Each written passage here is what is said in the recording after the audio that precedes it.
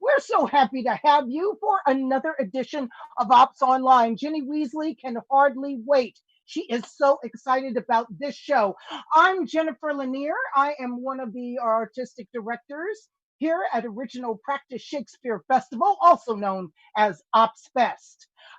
See, now normally we perform out in the parks all over Portland, Oregon, but COVID is our lives at this moment. So what we're doing is a little bit different. We're doing a little socially distanced Shakespeare today. You're going to have a show, a live theater show performed by actors all remotely in their own homes. And what we're doing is we're coming through to the Zoom and then moving that out with the magic of the internet into Facebook and also on YouTube. And we're so excited today to bring you the Taming of the Shrew. That's right, Shakespeare's most feminist work. I'm sorry, what?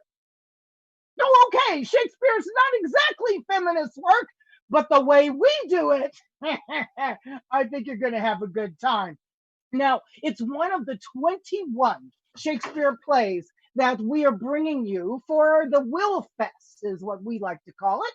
Our Will Fest started on June 21st, and it's going to continue through August 16th. And during that time, each weekend, we're going to bring you each night a different play until we get to the 21 plays that Ops Fest has in its canon. Now, this brings me to what is it that makes Ops Fest different from other theaters? Well, I'm so glad that you asked. We're different because of a few things. One, we do not rehearse together. I know, just like in Shakespeare's time. See, they didn't rehearse either because no one had bothered to invent rehearsal yet. And as a matter of fact, we use a very similar calendar to that Shakespeare and the other people who were creating theater in that time were using. Now, the folks at that time would do maybe 6 plays in a week, maybe 20, 25 plays in a month. Now, that's a whole lot of shows. Why? Because people want content. Just like today with Netflix, Hulu, Amazon, and God knows what else is out there. People want new content, and that's what these people did. They needed to churn out a new play as fast as they possibly could. Now, how exactly could people do this work this fast? I'm glad you asked. Excuse me.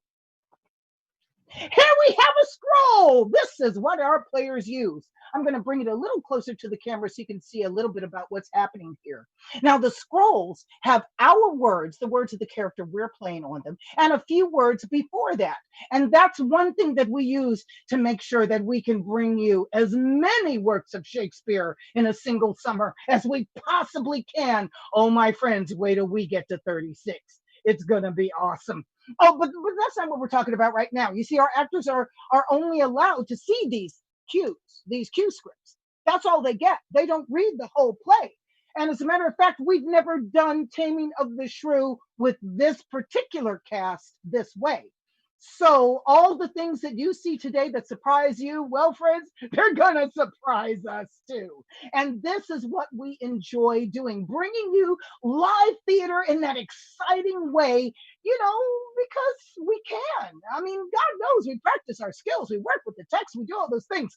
We just never work together, kind of like a ball team, They know how to dribble. They know how to shoot, but they've never actually played that game before. That's what you're about to see today, folks. So not only are you getting Shakespeare, you're getting something that's sort of kind of vaguely, not really, but sort of like a sport.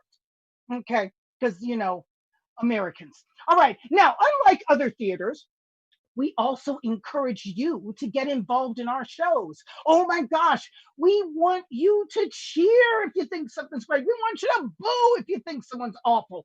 We want you to get involved and in the parks. We love doing that, obviously. It's a little tricky here, but we have a comment section. Oh, yes, my friends. We have a comment section on both of the platforms that we're using today.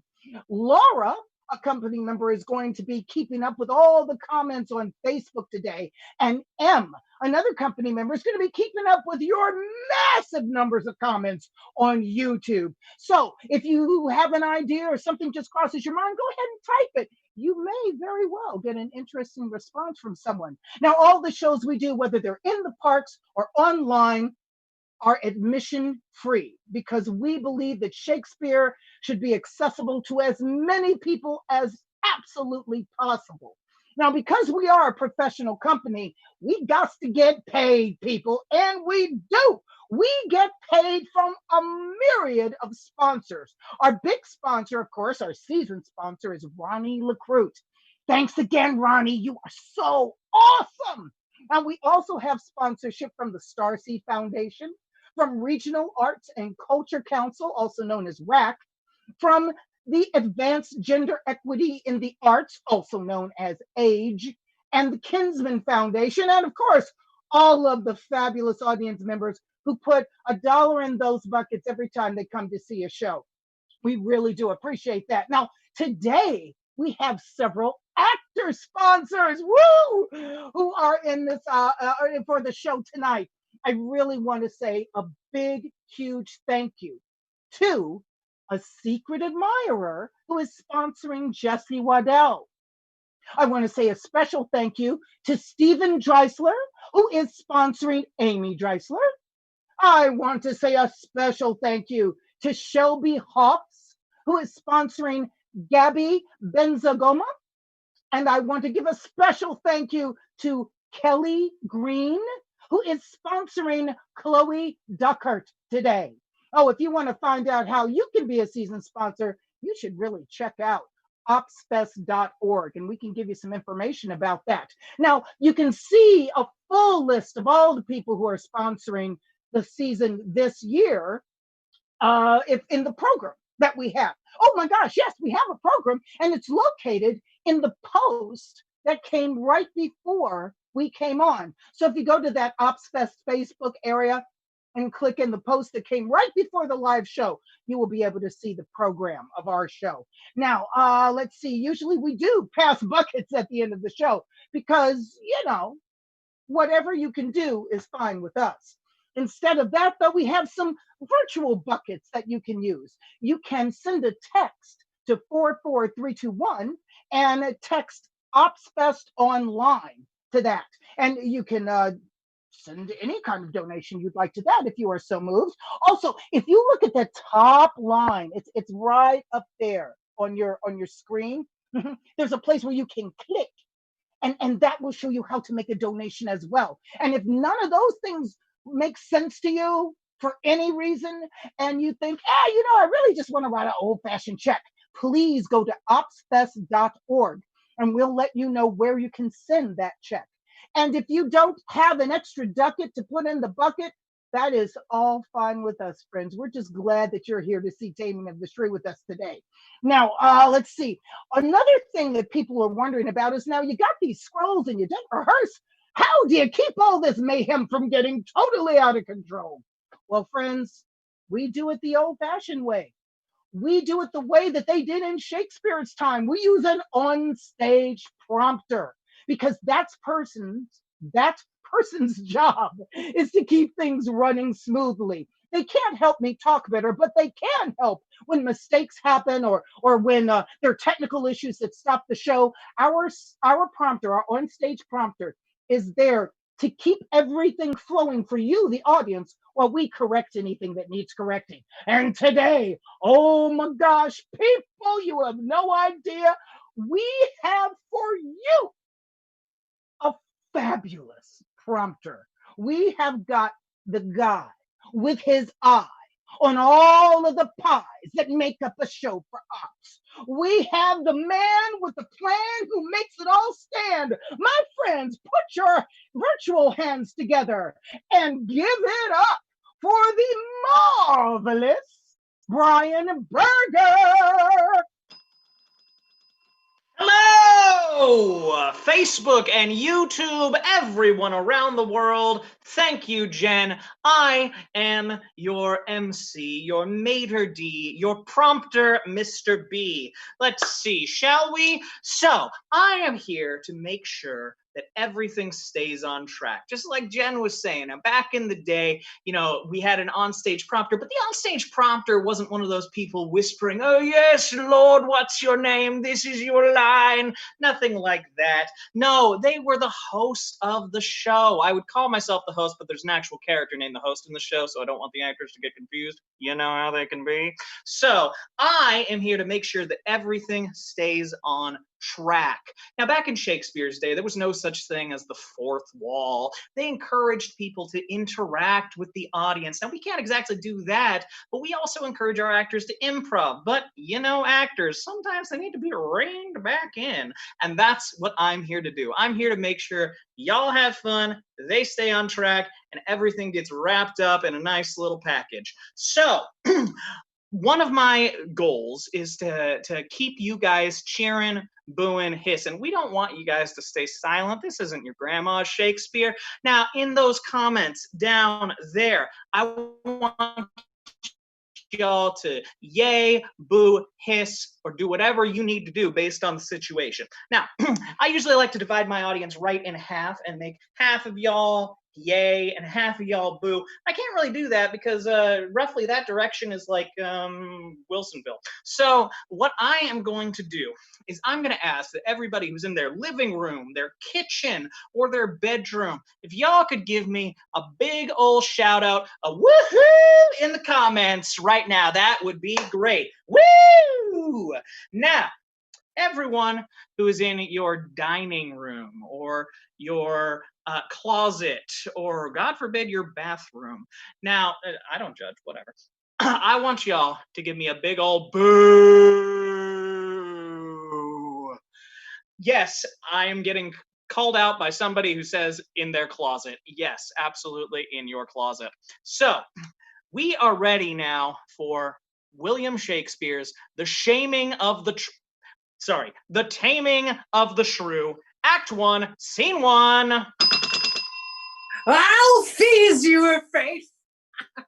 A pair of stocks, you rogue. Your baggage. The Slies are no rogues. Look in the chronicles. We came in with Richard Conqueror. Therefore, Paucus Palabrus, let the world slide. Cessa! You will not pay for the glasses you have burst? No, not a denier. Go by Saint Jeronimy. Go to thy cold bed and warm thee. I know my remedy. I must go fetch the head burrow. The third or fourth or fifth burrow, I'll answer him by law. I'll not budge an inch, girl. Let him come, and kindly. What's here? What's here? One dead or drunk? See, doth he breathe? He is, my lord. Were he not warmed with ale, this were a bed but cold, asleep so soundly. Oh, monstrous beast, how like a swine he lies. Grim death, how foul and loathsome is thy image. Sir, I will practice on this drunken man. What think you, if he were conveyed to bed, wrapped in sweet clothes, rings put upon his fingers, a most delicious banquet by his bed, and brave attendants near him when he wakes, would not the beggar then forget himself? Believe me, lord, I think he cannot choose. It would seem strange unto him when he waked. Even as a flattering dream or worthless fancy. Then take him up and manage well the jest. Carry him gently to my fairest chamber, and hang it round with all my wanton pictures.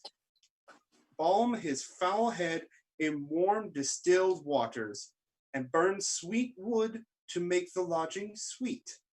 Procure me music ready when he wakes, to make a dulcet and heavenly sound, and if he chance to speak, be ready straight, and with a low submissive reverence, Say what is it your honor will command. Someone be ready with a costly suit, and ask him what apparel he will wear. Persuade him that he hath been lunatic, and when he says he is, say that he dreams, for he is nothing but a mighty lord. This do, and do it kindly, gentle sir. It will be past time, passing excellent, if it be husbanded with modesty. My lord, I warrant you we will play our part, as he shall think by our true diligence he has no less than what we say he is. Take him up gently and to bed with him, and each one to his office when he wakes. And it please your honor, players that offer service to your lordship. Now, fellows, you are welcome. Oh, We thank your honor. Yeah, Thank yeah, your honor. Cool. You can stay with me tonight. Oh, so please your lordship to accept our duty.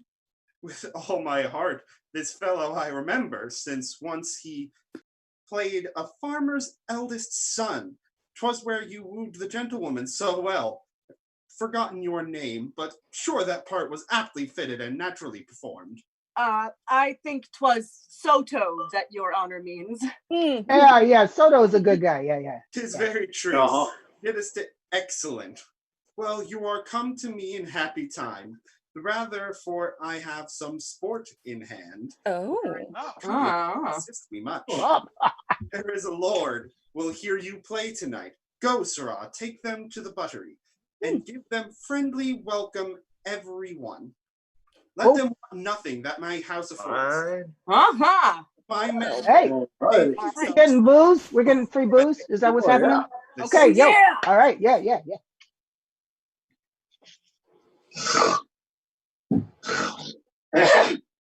Damn! For God's sake. For God's sake! A pot of small ale! Blah. Wilt please? Wilt please your lord to drink a cup of sack? Wilt please your honor taste of these conserves? What raiment? What raiment will your honor wear today? I am Christopher Sly. Oh, not me, honor nor lordship. I ne'er drank sack in my life. And if you give me any conserves, give me conserves of beef. Ne'er ask me what raiment I'll wear, for I have no more doublets than backs, no more stockings than legs, no more shoes than feet. Nay, sometimes more feet than shoes, or such shoes as my toe looked through over the leather. Christopher Sly. Yes. Where did all your clothes go? You said that you don't have any clothes. You got more shoes than, or more feet than shoes sometimes. Yeah, well, see, so Christopher Sly likes to play some poker. Christopher Sly also likes to refer to himself in the third person. Well, I like to keep up with the fashions, and that's the thing to do these days. And sometimes, especially if you spend all your money on the beer or maybe some snacks, sometimes you gotta gamble some clothes when you're playing poker. And let me tell you, I'm not a great player. May I suggest a budgeting app? Lord, heaven cease. Heaven cease this idle humor in your honor. Oh, that a mighty man of such descent, of such possessions, and so high esteem should be infused with so foul a spirit. What will you make me mad? Am not I Christopher Sly, old Sly's son of Burton Heath, by birth a peddler, by education a card maker, and now by present profession a tinker? Ask Marion Hackett, the fat alewife of Wincott, if she know me not, if she say, I am not Christopher Sly. Oh, this is it. Isn't that makes your servant Shrew? O noble lord, bethink thee of thy birth, call home thy ancient thoughts from banishment, and banish hence these abject low-lie dreams. Look how thy servants do attend on thee, each in his own Well, ready at thy beck. Wilt thou have music? Hark, Apollo plays. Or wilt thou sleep? We'll have thee to a couch, softer and sweeter than the lustful bed. Say thou wilt wake, me will bestrow the ground. Thou art a lord and nothing but a lord. am I a lord and have I such a life? Or do I dream? Or have I dreamed till now? I do not sleep. I see, I hear, I speak, I smell sweet savors and feel soft things upon my life. I am a lord indeed, and not a tinker, nor Christopher Sly. Well, once again, a pot of the smallest ale. Oh, how we joy to see your wit restored. 15 years, by my fay, a goodly nap, but did I never speak of all that time? Oh, yes, my lord, but very idle words.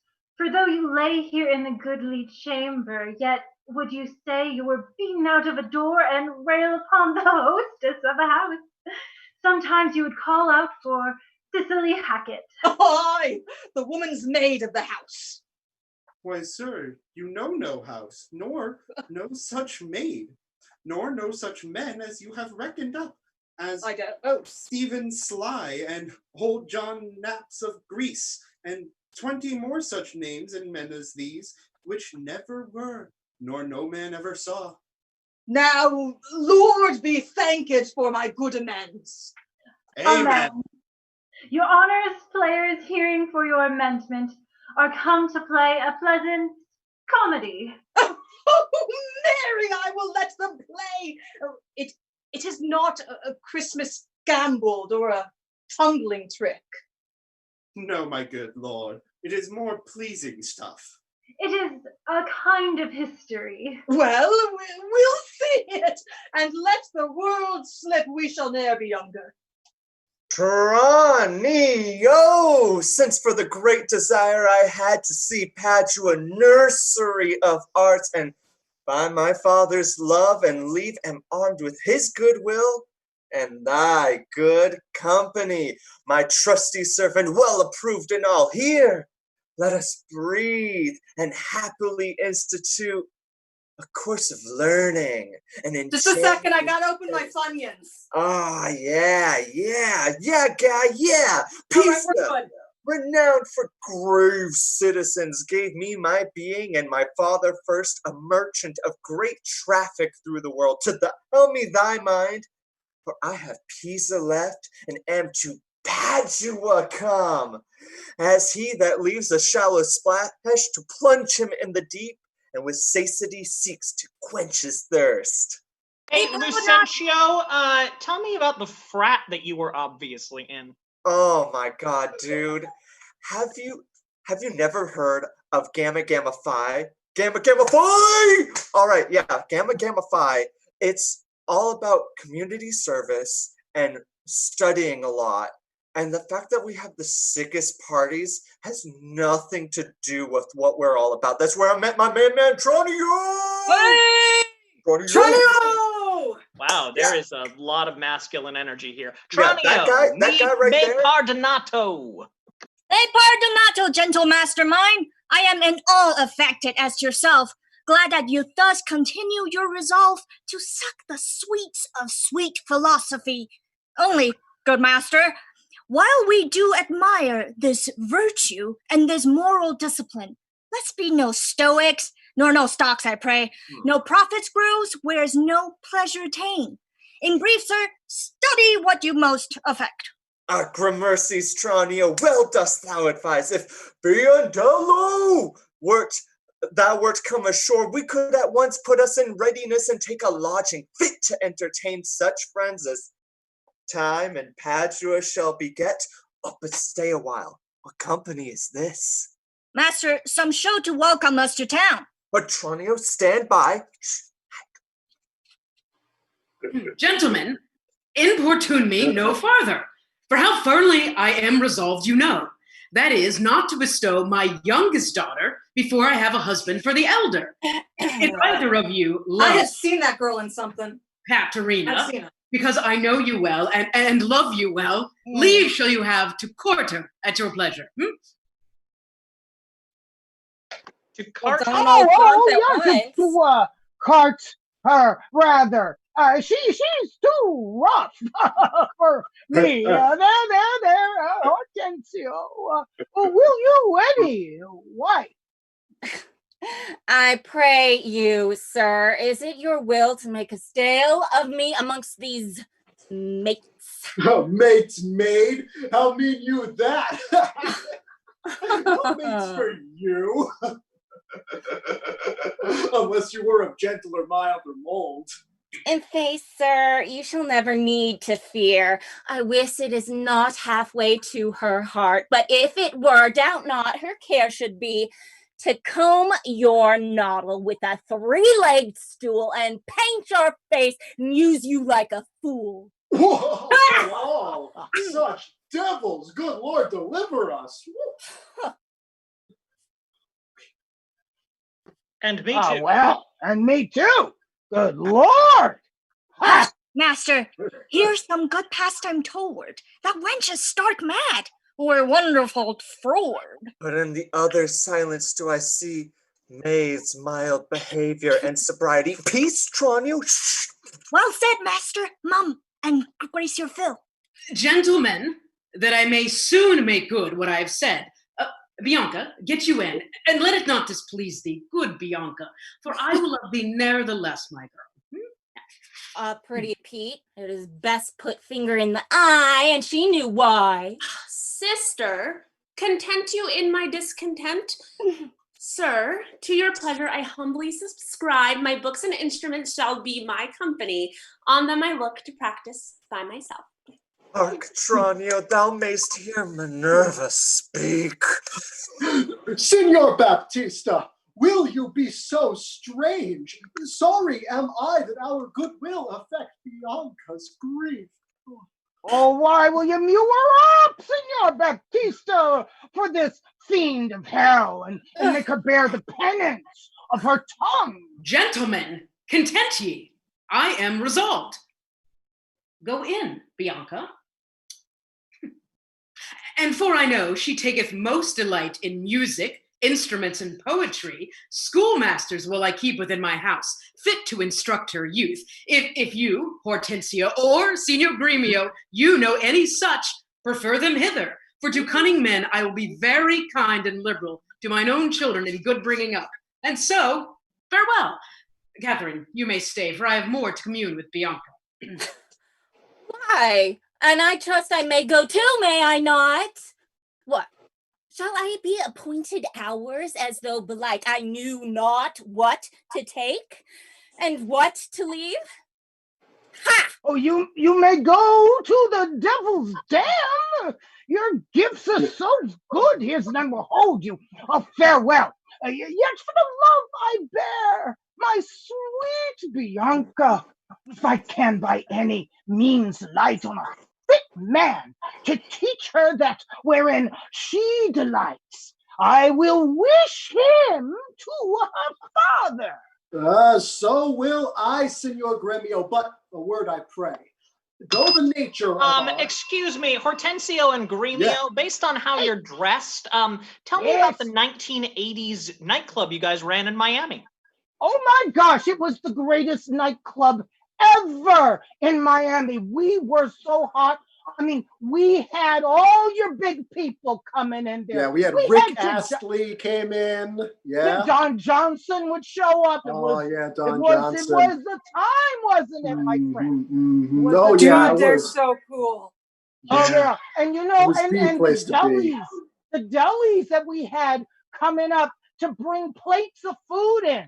You know, lots of plates of, not everybody ate very much, you know, because it was the 80s, but some of us enjoyed, you know, a lot of your good deli meats, your pastrami, your salami, Well, as Rick Astley would never say, I'm sorry, I am going to give you up. Hortensio, so will I, Signor Gremio. So will I, Gremio, but a word I pray, though the nature of our quarrel yet never brooked parley, know now, upon advance, it touches us both, that we may yet again have access to our fair mistress, and be happy rivals in Bianca's love, to labor and effect one thing specifically.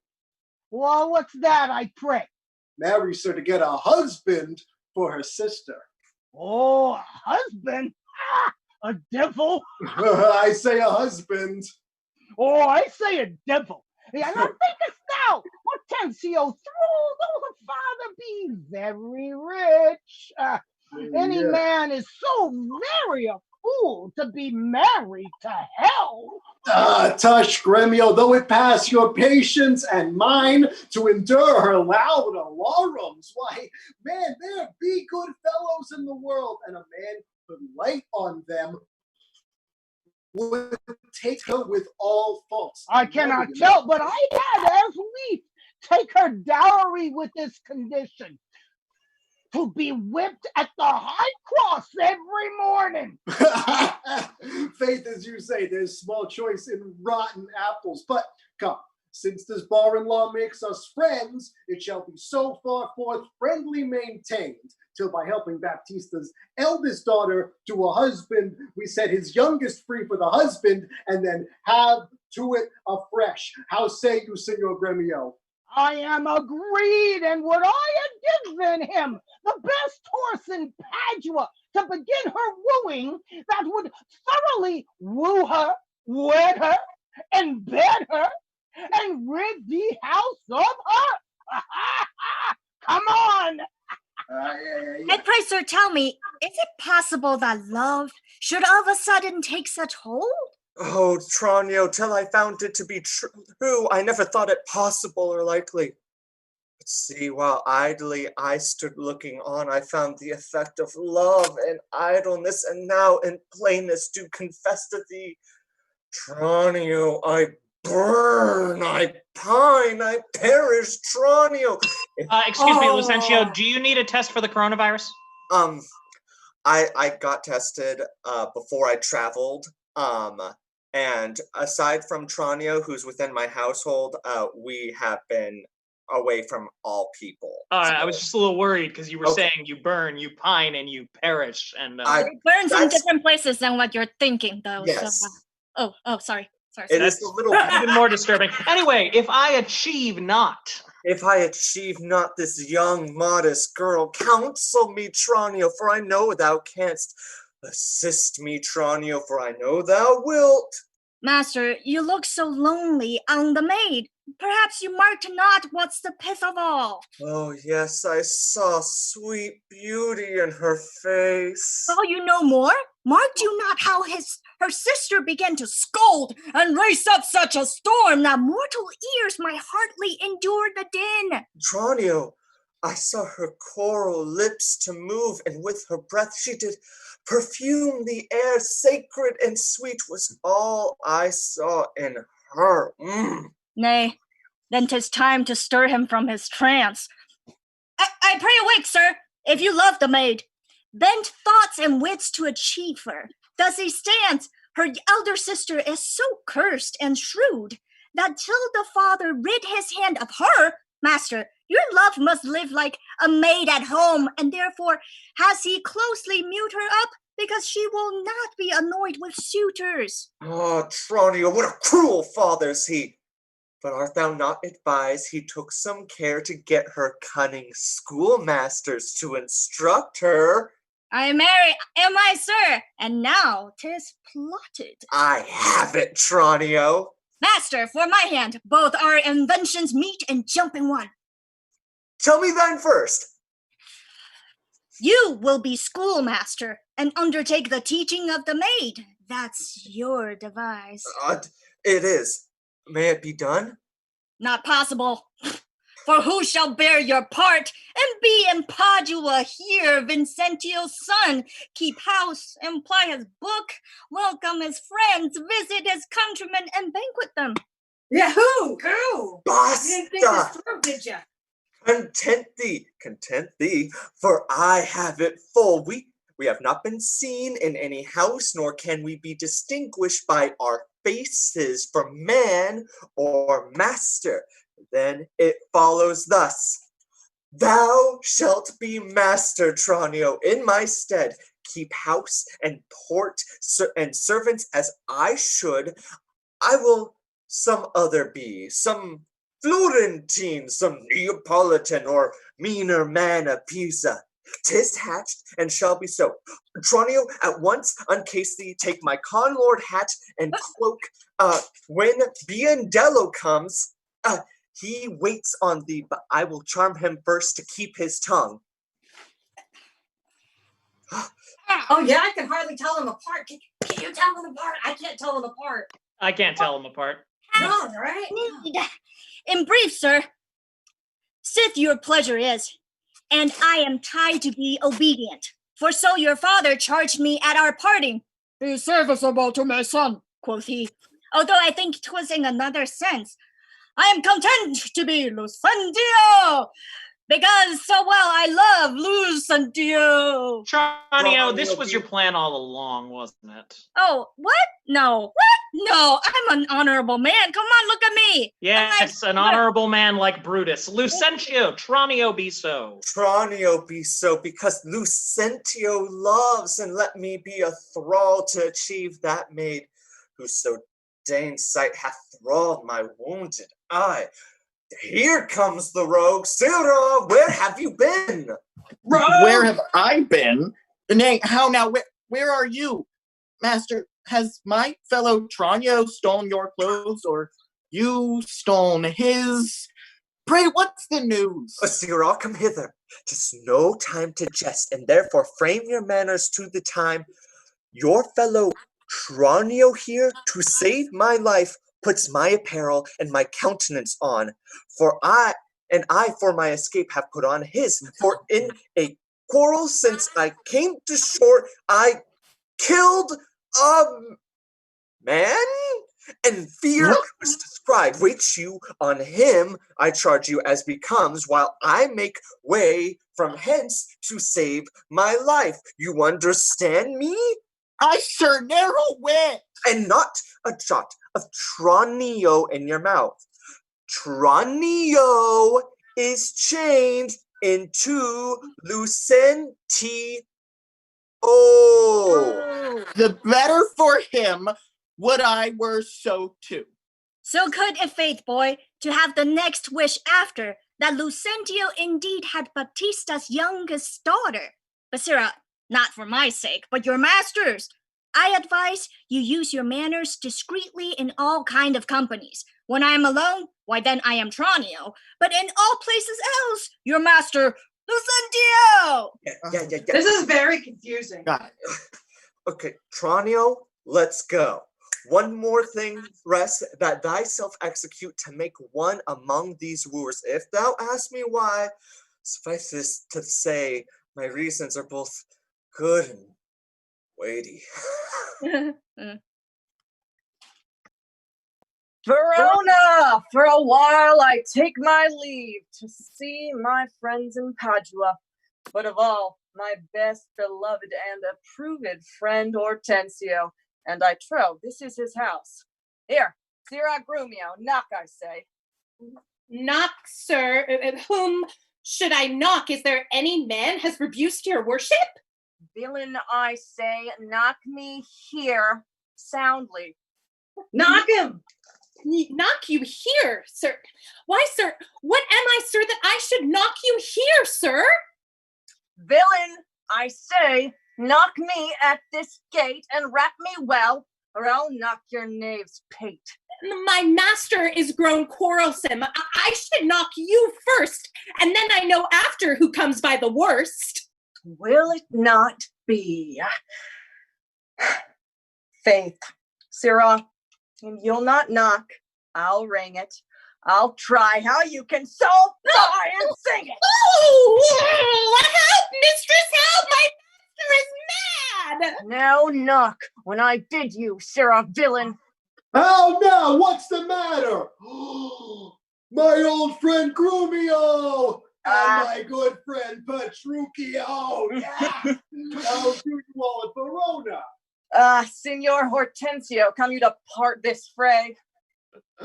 Rise, Grumio, rise. We will compound this quarrel. Oh, if this be not a lawful cause for me to leave his service, look you, sir, he bid me knock him and rap him soundly, sir. Well, was it fit for a servant to use his master so? A senseless villain. Good Hortensio, I bade the rascal knock upon your gate and could not get her for my heart to do it. Knock at the gate?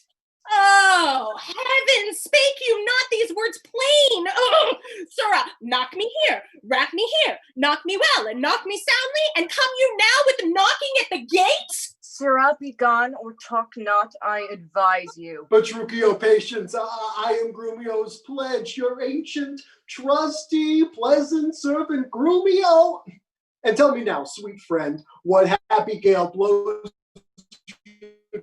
Padua here such winds as scatters young man through a world to seek their fortunes farther than at home, where small experience grows but in a few. Signor Hortensio, thus it stands with me.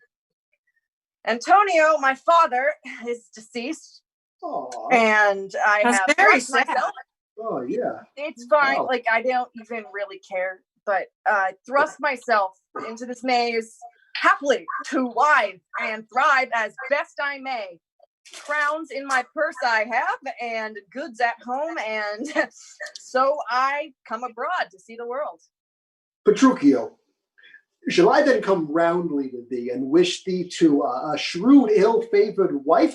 Thou wouldst thank me but a little for my counsel, and yet I promise thee she shall be rich and very rich. But thou art too much, my friend, and I'll not wish you to her. Signor Hortensio, twixt such friends as we, few words suffice, and therefore, if thou know one rich enough to be Petruchio's wife, as wealth is burthen of my wooing dance, be she foul as was Florentius' love, she moves me not, or Petruchio, not can I see your wooing dance?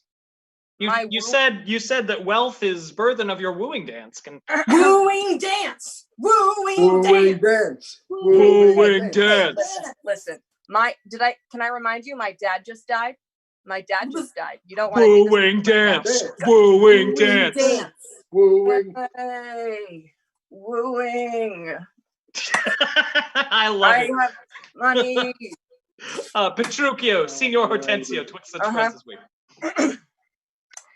Twixt such friends as we, few words suffice. And therefore, if thou know one rich enough to be Petruchio's wife, as wealth is burden of my wooing dance, is she foul, as was Florentius' love, she moves me not, or not removes me, at least, affection's edge in me. Were she as rough as the swelling Adriatic seas, I come to wive it wealthily in Padua. If wealthily, then happily in Padua. What, nay, look you, sir, he tells you flatly what his mind is. Why, give him gold enough and marry him to a puppet or an old trot with ne'er a tooth in her head, though she have as many diseases as 52 horses. Why, nothing comes amiss, so money comes withal. Petruchio, since we are stepped thus far in, I will continue that I broached in jest. I can, Petruchio, help thee to a wife with wealth enough and young and beauteous. Her only fault, and it is fault enough, is that she is intolerable, cursed, and shroud, and froward, and so beyond all measure, that were my state far worse than it is, I'd not wed her for a mine of gold. Hortensio, peace. Thou knowest not gold's effect. Tell me her father's name, and 'tis enough, for I will board her. though she chide as loud as thunder when the clouds in autumn crack. Her father is Baptista Minola, an affable and courteous gentleman. Her name is Katharina Minola, renowned in Padua for her scolding tongue. I know her father, though I know not her. And he knew my deceased father well. I will not sleep, Hortensio, till I see her. And therefore, let me be thus bold with you, to give you over at this first encounter, unless you will accompany me thither. I pray you, sir, let him go while the humor lasts. A my word, and she knew him as well as I do, he would think scolding would do little good upon him. I'll tell you what, sir, and she stand him but a little, he will throw a figure in her face, and so disfigure her with it, that she shall have no more eyes to see withal than a cat. You know not, sir. Tarry, Petruchio, I must go with thee, for in Baptista's keep my treasure is. He hath the jewel of my life, and hold his youngest daughter, beautiful Bianca, and her withholds from me other more suitors to her, and rivals in my love, supposing it a thing impossible, for those defects I have before rehearsed, that ever Katharina will be wooed. Therefore this order hath Baptista ta'en, that none shall have access unto Bianca. This is the premise of the play, you in the audience. None shall have access unto Bianca till Catherine the Cursed have got a husband. You got that? Thank you for that summary, None for Hortensio. Bianca until Catherine. Catherine the Cursed, a title for a maid of all titles, the worst. And now shall my friend Petruchio do me grace and offer me disguised in sober robes to old Baptista as a schoolmaster, well seen in music? Yeah, to instruct Bianca, that so I may by this device at least have leave and leisure to make love to her, and unsuspecting court her by herself.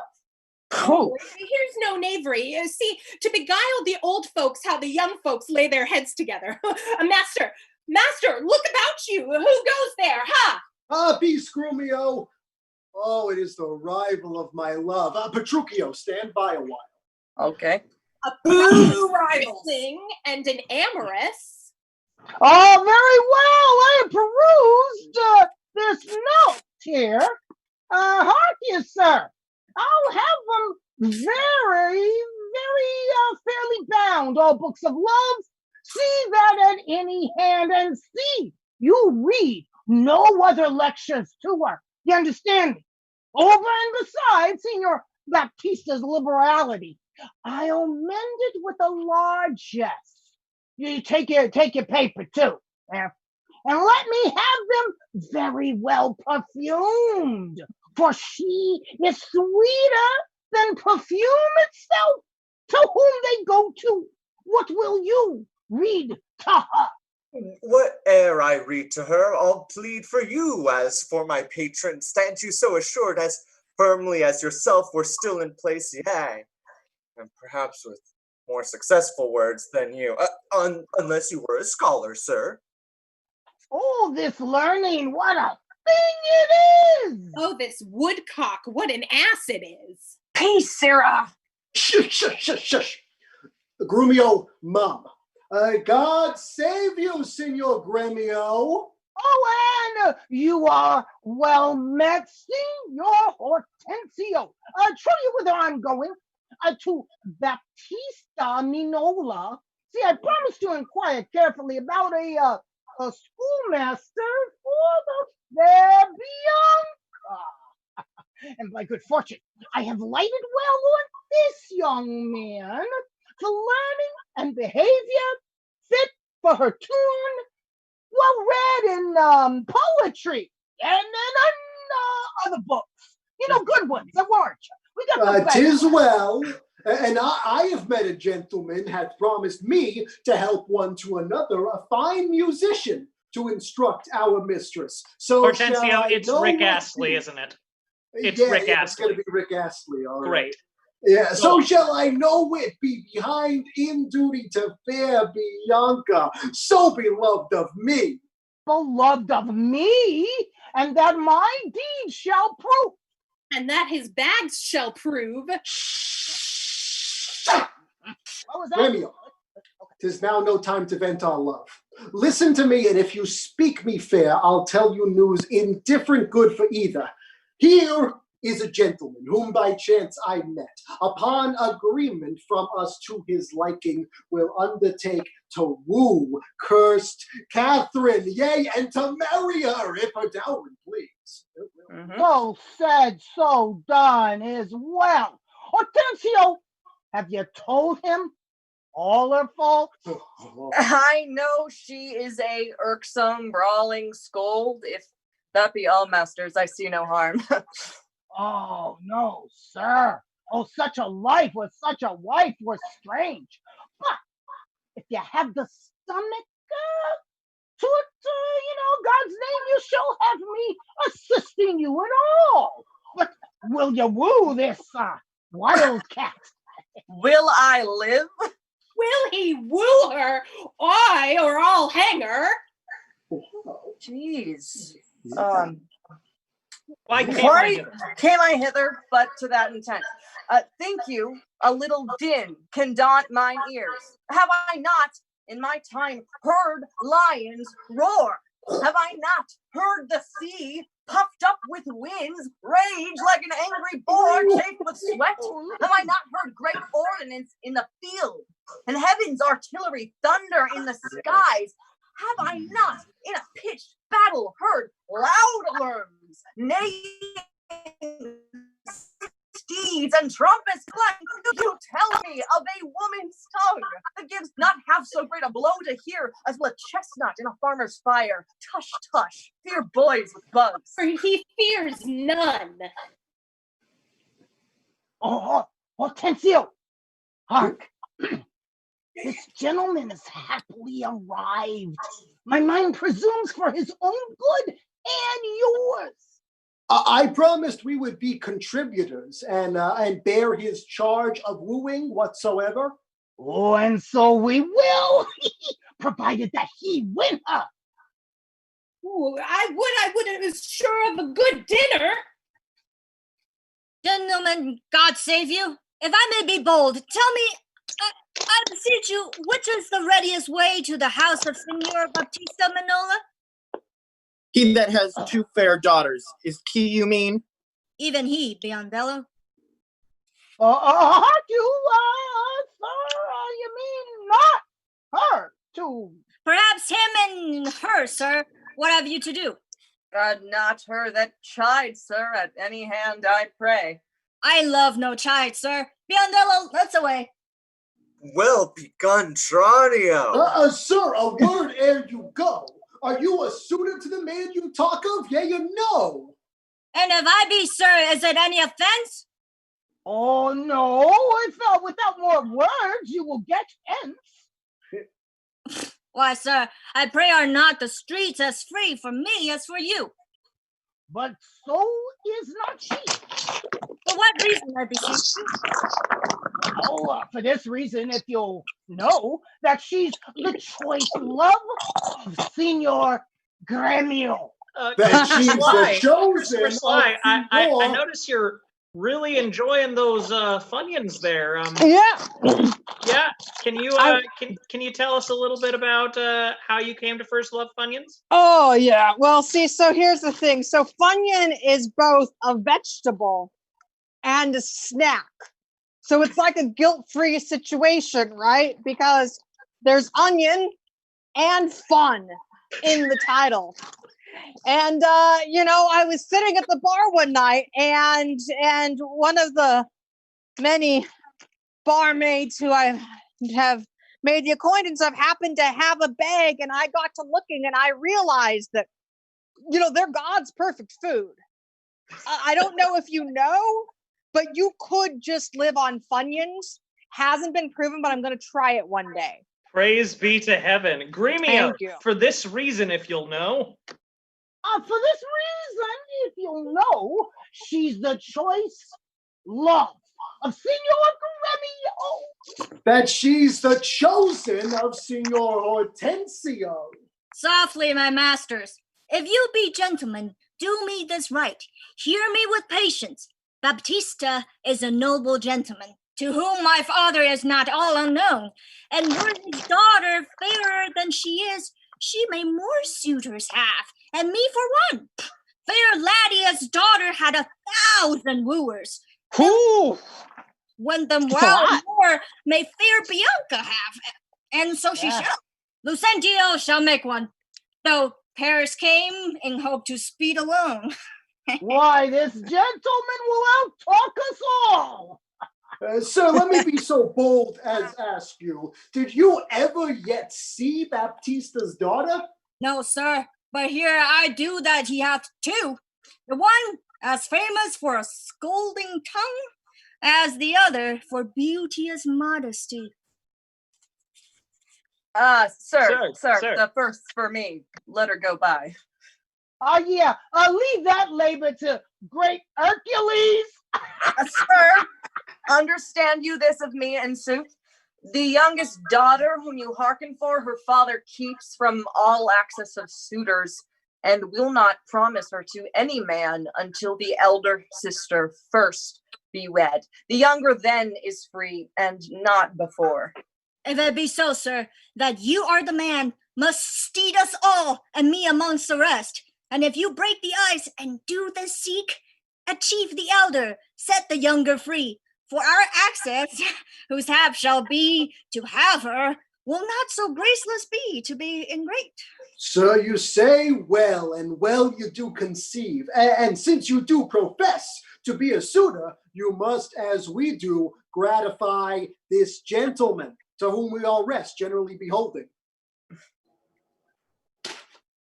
Sir, I shall not I be. shall not be slack. In sign whereof, please ye, we may contrive this afternoon, and quaff carouses to our mistress' health, and do as adversaries do in law. Strive mightily, but eat and drink as friends. Excellent motion. Yeah. Fellows, let's be gone. The motion's good indeed, and be it so. Petruchio, I shall be your bean venuto. Let's go.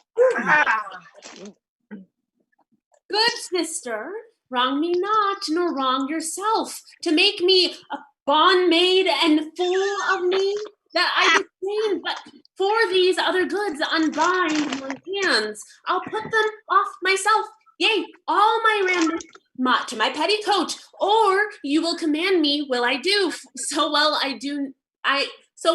know duties to my elders. Ho ho.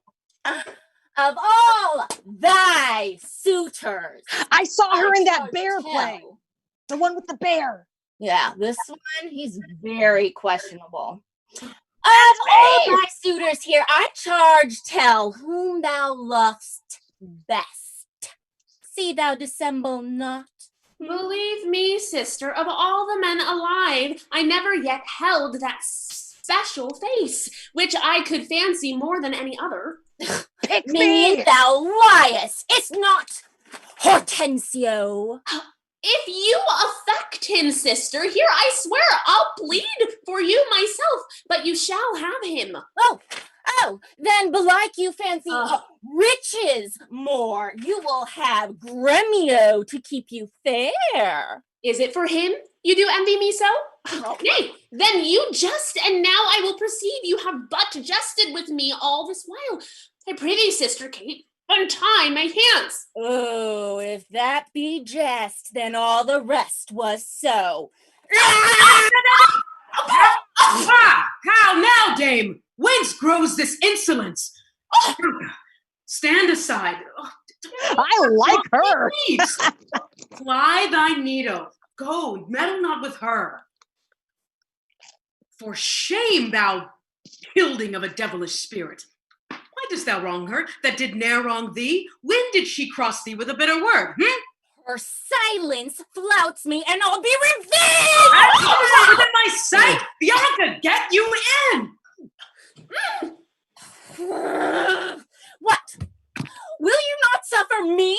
Nay, now I see she is your treasure. She must have a husband. I must dance barefoot at her wedding, and for your love to her lead apes in hell. talk not to me. I will go sit and weep till I can find occasion for revenge. But before you leave, Kate, tell me about. Oh, you are terrifying. Tell me about the person who's left on the lower half.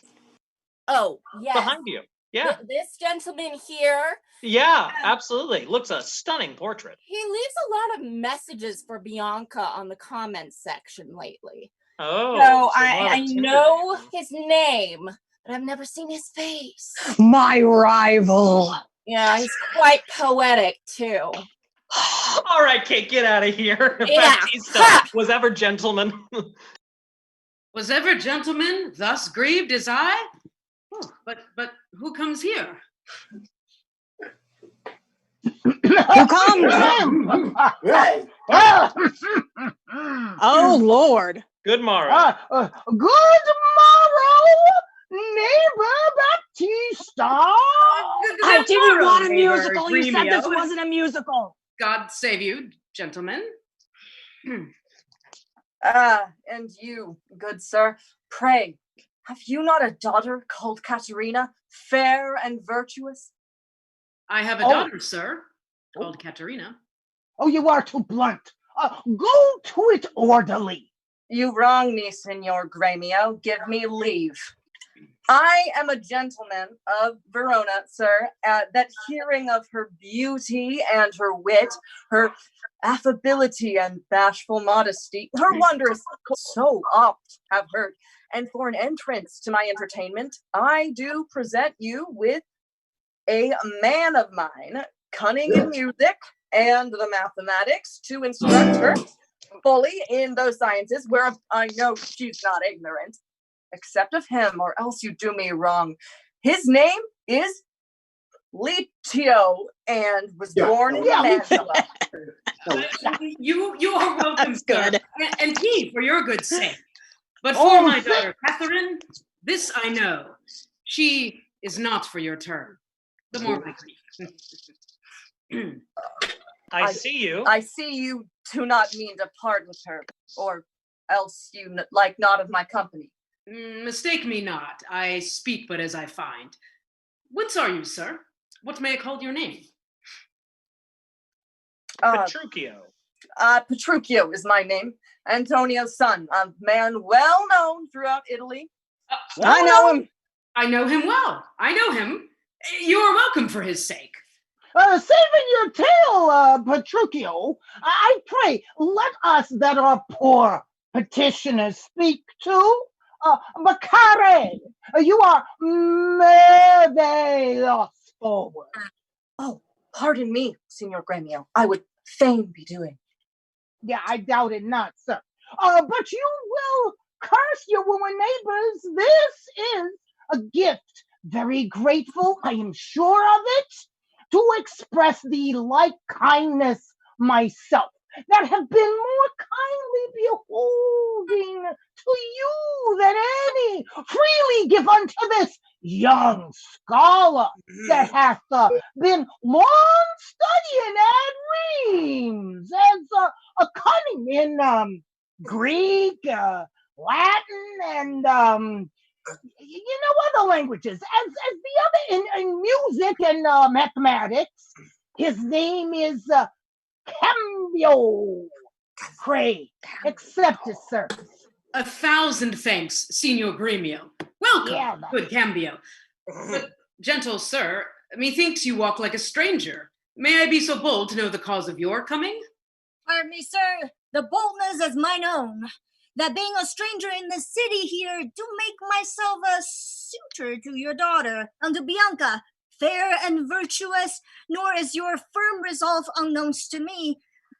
In the preferment of the eldest sister, this liberty is all that I request, that upon knowledge of my parentage, I may have welcome amongst the rest that woo, and free access as and favor as the rest, and toward the education of your daughters, I here bestow you a simple instrument and a small packet of Greek and Latin books. If you accept them, then their worth is great. Vicentio is your name. Of whence, I pray? Of Pisa, sir, son of Vicentio. A mighty man, Pisa, by report. I know him well. You are very welcome, sir. Take you the lute, and you the set of books. You shall see your pupils presently. Within! Oh, this is gonna be so good. Spira. No. Lead these gentlemen to my daughters, and bid them both. These are their tutors. Bid them use them well. We will go walk a little in the orchard and then to dinner. You are passing welcome, and so I pray you all to think yourselves. Signor Baptista, my business asks apace, and every day I cannot come to woo. You know my father well, and in him, me, left solely heir to all his lands and goods, which I have bettered rather than decreased. Then tell me, if I get your daughter's love, what dowry shall I have with her to wife? After my death, the one half of my lands, and in possession 20,000 crowns. And for that dowry, I'll assure her of her widowhood, be that she survive me in all my lands and leases whatsoever. Aye, when the special thing is well obtained, that is her love, for that is all in all. Why, that is nothing. For I tell you, father, I am as peremptory as she is proud-minded. And where two raging fires meet together, they do consume the thing that feeds their fury. Though little fire grows great with little wind, yet extreme gusts will blow out fire and all. So I to her, and so she yields to me, for I'm rough, and woo not like a babe. Well, mayest thou woo, and happy be thy speed. But be thou armed for some unhappy words. I to the proof, as mountains are for winds that shakes not, though they blow perpetually. Well, how now, friend? Why dost thou look so pale?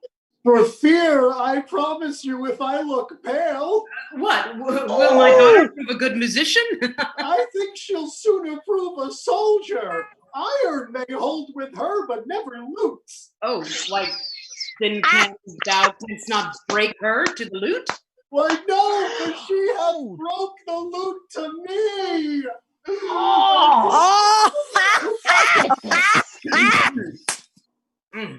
I did but tell her how she mistook her frets and bowed her hand to teach her fingering when, with the most devilish spirit, frets call you these, quoth she, I'll fume with them. And with that word she stroked me on the head, and I through the instruments my pate made bend. And there I stood amazed for a while, as on a pillory, looking through the lute, while she did call me rascal, fiddler, twanging jack. 20 such vile terms that she had studied to misuse me so. Now, by the world, it is a lusty wench. I love her 10 times more than e'er I did. Oh, how I long to have some chat with her. Well, go with me, and be not so discomfited. Proceed in practice with my younger daughter. She is apt to learn and thankful for good turns. Okay. Signor Petruchio, will you go with us? Or shall I send my daughter Kate to you? I pray you do. I'll attend her here, and woo her with some spirit when she comes. Say that she rail. Why, then I'll tell her plain, she sings as sweetly as a nightingale. Say that she frown. I'll say she looks as clear as the morning roses, newly washed with dew. Say that she be mute, and will not speak a word. Then I'll commend her volubility, and say she uttereth piercing eloquence. If she do bid me pack, I'll give her thanks, as though she bid me stay by her a week. If she deny to wed, I'll crave the day when I shall ask the banes and when be married. But here she comes. Get her! And now, Get her! Petruchio, speak. Good morrow, Kate. For that's your name, I hear. Oh, well, have you heard but something hard of hearing? They call me Katerine, that do talk of me. You lie in faith, for you're called plain Kate and Bonnie Kate, and sometimes Kate the Curse, but Kate, the prettiest Kate in Christendom, Kate of Kate Hall, my super dainty Kate, for dainties are all Kates, and therefore, Kate, take this of me, Kate of my consolation, hearing thy mildness praised in every town, thy virtues spoke of, and thy beauty sounded, yet not so deeply as to thee belongs. Myself am moved to woo thee for my wife. Ah, moved in good time. Let him that moved you hither remove you hence. I knew you at the first. You were immovable. Why? What's immovable? A joined stool. Thou hast hit it. Come, sit on me. Asses are made to bear, and so are you. Women are made to bear, and so are you. No such jade as you, if me you mean. Alas, good Kate, I will not burthen thee for knowing thee to be but young and light. Too light for such a swain as you to catch, and yet as heavy as my weight should be. Should be? Should? Buzz. Well, tame and like a buzzard. Oh, slow-winged turtle, shall a buzzard take thee? Aye, for a turtle, as he takes a buzzard. Pluck it out. Aye, if the fool could find it where it lies. Who knows not where a wasp does wear his sting? In his tail. In his tongue. Whose tongue? Yours, if you talk of tails, and so farewell. What, with my tongue in your tail? Nay, come again, good Kate. I am a gentleman. That I'll try. Oh! I swear I'll cuff you if you strike again. Oh, so may you lose your arms. If you strike me, you are no gentleman. And if no gentleman, why then no arms? Harold, Kate! Oh, put me in thy books. What is your crest? A coxcomb? A combless cock, so Kate will be my hen? No cock of mine, if you crow too like a craven. Nay, Kate, come, come! You must not look so sour. It is my fashion when I see a crab. Why, here's no crab, and therefore look not sour. There is! There is! Then shew it me. Had I a glass, I would. What, you mean my face? Well aimed of such a young one. Now, by St. George, I'm too young for you. Yet you are withered. 'Tis with cares. I care not. Nay, hear you, Kate, in sooth, you scape not so. I chase you. If I tarry, let me go. No, not a whit. I find you passing gentle. 'Twas told me you were rough and coy and sullen, and now I find report a very liar. For thou art pleasant, gamesome, passing courteous, but slow in speech, yet sweet as springtime flowers. Thou canst not frown, thou canst not look askance, nor bite the lip as angry wenches will, nor hast thou pleasure to be crossed in any talk, but thou with mildness entertainst thy wooers, with gentle conference, soft and affable. Where did you learn all this goodly speech? 'Tis extempore from my mother wit. A witty mother? Oh, witless else her son. Am I not wise? Yes, keep you warm. Marry, so I mean, sweet Catherine, in thy bed. Oh. And therefore, settling all this chat aside, thus in plain terms, your father hath consented that you shall be my wife. Your dowry agreed on, and will you, kneel you, I will marry you. Now, Kate, I am a husband for your turn. By this light, whereby I see thy beauty that doth make me like thee well, thou must be married to no man but me. For I am he born to tame you, Kate, and bring you from a wild Kate to a Kate conformable as other household Kates. Here comes your father. Never make any denial. I must and will have Catherine to my wife. Oh, that was How, so Signor tense. Petruchio? How speed you with my daughter? How but well, sir? How but well? It were impossible I should speed amiss. Well, how now, daughter Catherine? In your dumps? Call you me daughter.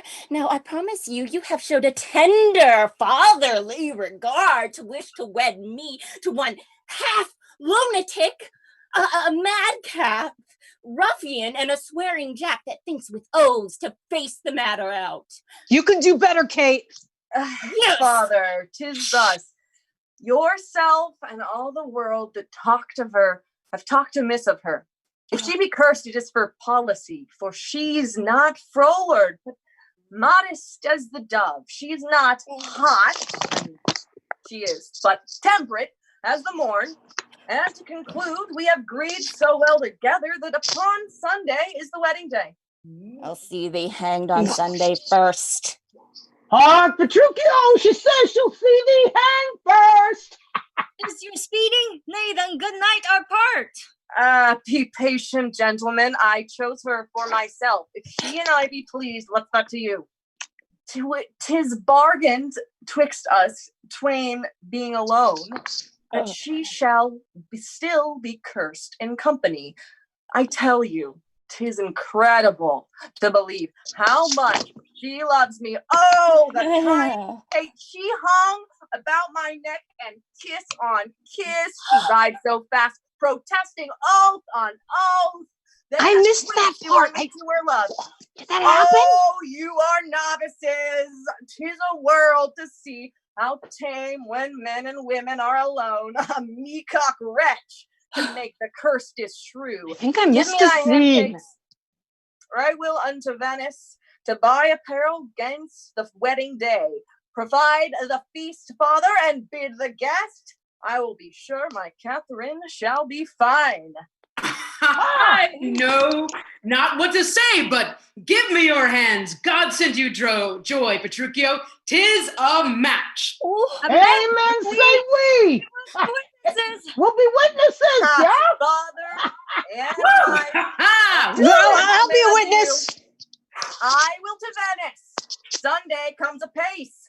Sunday. We will have rings and things and fine array. And kiss me, Kate.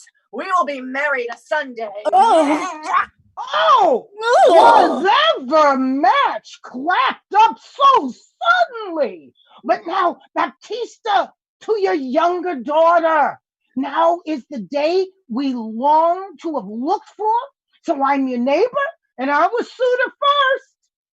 And I am one that love Bianca more than words can witness or your thoughts can guess. Oh, youngling, thou canst not love so dear as I. Free beard thy love doth freeze. Oh, but thine doth fry. Skipper, stand back. 'Tis age that nourisheth. But you fight, eyes fight. that flourishes. Oh, content ye, gentlemen. I will compound this strife, 'Tis deeds must win the prize, and he that can assure my daughter the greatest dower shall have my Bianca's love. Say, Signor Gremio, what can you assure her? Well, first, as you know, my house within the city is richly furnished with plate and gold, my hangings, all of Tyrian tapestry. See, in ivory coffers, I have stuffed my crowns, costly apparel, tents, and canopies. I got this great canopy out back. It's perfect for that social distancing, visiting that the people like. You know, I got fine linen, turkey cushions, both with pearl, 6 score fat oxen standing in my stalls, and let's see, all things are answerable in this portion. Myself, struck with years, I must confess, and if I die tomorrow, all of this is hers. If whilst I live, she will be only mine. Only came well in, sir. List to me. I am my father's heir and only son. If I may have your daughter to my wife, I'll leave her houses 3 or 4 as good within rich Pisa walls as any one old Signor Gremio has in Padua. Besides 2,000 ducats by the year of fruitful land, all which shall be her jointer. What? That pinched you, Signor Gremio? 2,000 ducats by the year of land.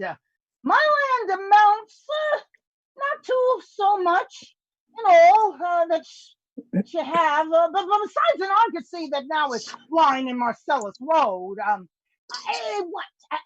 Have I choked you with an argosy? Gremio, 'tis known my father hath no less than 3 great argosies, besides 2 galleasses and 12 tight galleys. These. What's an argosy? Ah, dang. Tranio, do you have any idea what your master actually owns? You know, a good lie is a good lie in the moment that I need it, okay? Okay. 12 tight galleys. Blowing my covers. I didn't still Then didn't 12 tight galleys. These I will assure her, and twice as much whate'er thou offers next. Oh, nay, I've offered all. I've no more, and she can have no more than all I have. Look, if you like me, she shall have me and mine. Why, the maiden from all the world, by your firm promise, Gremio is outvied.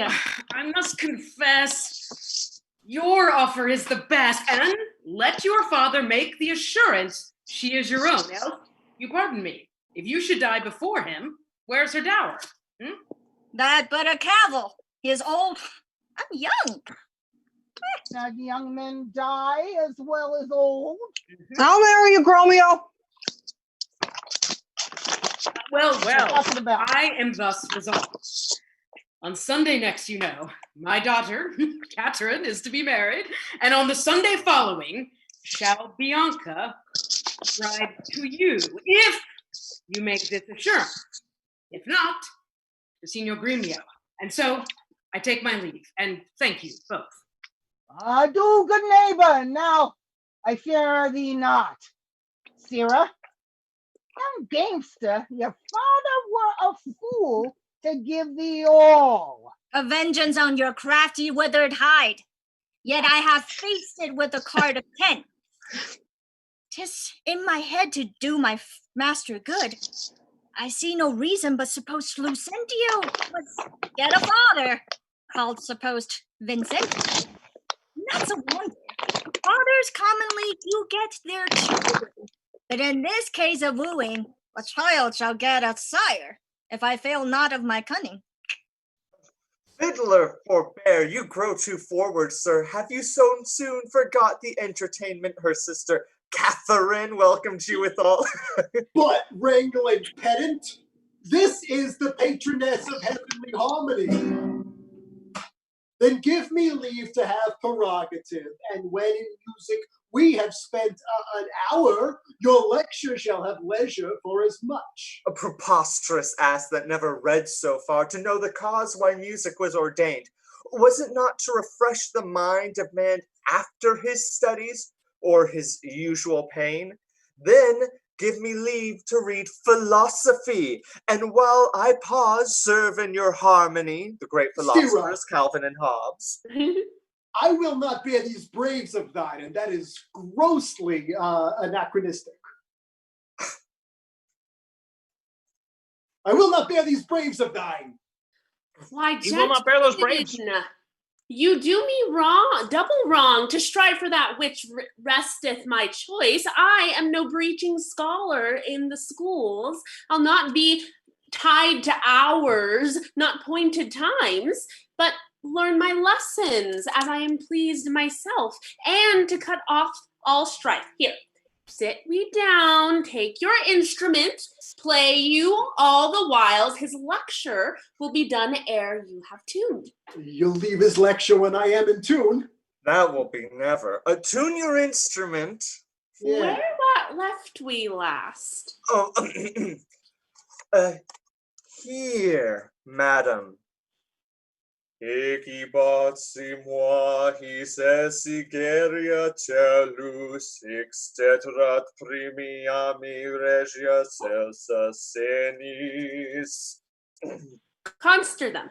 Oh, Equibat, as I told you before, semui, I am Lucentio, Eges, son unto Vincentio of Pisa, Sigeria telus, disguised thus to get your love, etc. And that Lucentio that comes a woman, Priya, me, is my man Tranio, Regia, bearing my port, Celsa Sinis, that we might beguile the old pantaloon. Madam! My instrument's in tune. Oh, let's hear it. Fie, the treble jars. A spin in the hole, man, and tune again. Now, let me see if I can concert. Hic ebat simos, I know you not. Hic es sigura tellus, I trust you not. Hic staterat primi, take heed ere he hear us not. Regia, presume not. Celessa senis, despair not. Oh, madam, 'tis now in tune. All but the bass. The bass is right. It is the bass, knave, that jars. How fiery and froward our pedant is. Now for my life the knave doth court my love. A good master, take it not unkindly, pray that I have been thus pleasant with you both. You may go walk, and give me leave a while. My lessons make no music in 3 parts. And you so formal, sir? Well, I must wait and watch withal, for but I be deceived, our fine musician groweth amorous. Madam, before you touch the instrument, to learn the order of my fingering, I must proceed with rudiments of art to teach you gamut in a briefer sort, more pleasant, pithy, and effectual than hath been taught by any of my trade. And here it is in writing, fairly drawn. Oh, why, I am past my gamut long ago. Yet read the gamut of Hortensio. Gamut, I am the ground of all accord. Are to plead Hortensio's passion, be may, Bianca, take him for thy lord. Sipat, the loves with not affection, desolore, 1 cliff, 2 notes have I, Elamine, show pity or I die. Call you this, Gamut? Tut, I like it not. Old fashion pleases me best. I am not so nice to charge true rules for my own old inventions. Mistress, your father prays you leave your books and help to dress your sister's chamber up. You know tomorrow is the wedding day. Farewell, sweet masters both. I must be gone. A faith, mistress, and I have no cause to stay. But I have cause to pry into this pedant. Methinks he looked as though he were in love. You saw that, right? Yeah, I saw that. Bianca, be so humble to cast thy wandering eyes on every stale. Seize thee that list. If once I find thee ranging, Hortensio will be quit with thee by changing. Yeah. Dun, dun, dun! Yes! Signor Lucentio, this is the appointed day that Catherine and Petruchio should be married, and yet we hear not of our son-in-law. What will be said? What mockery will it be to want the bridegroom when the priest attends to speak the ceremonial rites of marriage? What says Lucentio to this our shame? Shame of ours. No shame but mine. Shame but mine. I must forsooth be forced to give my hand opposed against my heart unto a mad brain rudespeed. Don't do it, Kate. Don't do it. Who wooed in haste and means to wed at leisure. I told you, he was a frantic fool, hiding his bitter jest and blunt behavior, yet never means to wed where he hath wooed. Now must the world point at poor Catherine and say, lo, there is mad Petruchio's wife. If it would please him, come and marry her. Patience, good Catherine and Baptista too. Whatever fortune stays him from his word, though he be blunt, I know him passing wise. Though he be yet withal he's honest. But Catherine had never seen him though. I'll marry you, Oh, Kate. girl. I cannot blame thee now to weep. Master, news, and such news as you never heard of. Is it new and old too? How may that be? Why, is it news now to heard of Petruchio's coming? Is he come? Why, no, sir. What then? He is coming. When will he be here? When he stands where I am and sees you there. But say, what to find old news?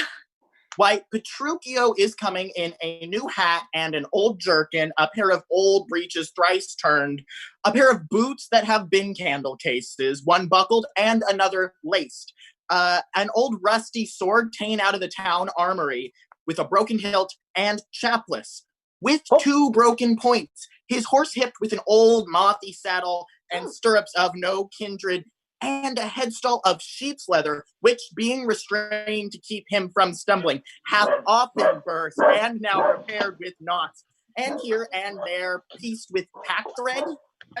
I think I had that outfit. Gremio, we seem to be hearing some dogs in the background. Yeah, do you he raise a dog? dogs? Is a dog coming? Oh yeah, Who I comes always do. with him. You I bring love your dogs. service dogs to the wedding. I understand. Oh, of course. This is what we do. Yeah. Gotta have All them right, all. Baptista, who comes with him? Who comes with him? Oh, sir, his lackey, for all the world comparison like the horse, with a linen stock on one leg and a kersey boot hose on the other, gartered with a red and blue list, an old hat, and the humor of 40 fancies pricked in it for a feather. A monster, a very monster in apparel. I am glad he comes, howsoe'er he comes. Why, sir, he comes not. Did you not say he comes? Who, that Petruchio came? Aye, that Petruchio came. No, sir, I say his horse comes with him on his back. Oh, that's a one. Nay, by St. Jeremy, I hold you a penny. A horse and a man is more than one, and yet not many. Math is hard. You're muted. Come, where be these gallants? Who's at home? You are welcome, sir. And yet I come not well. And yet you Holy moly. not. Wow. Oh my gosh. See?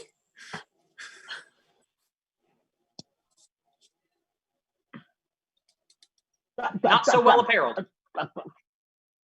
Tranio, not so well apparelled. 'Tis some odd humor pricks him to this fashion, yet oftentimes he goes bemean apparelled.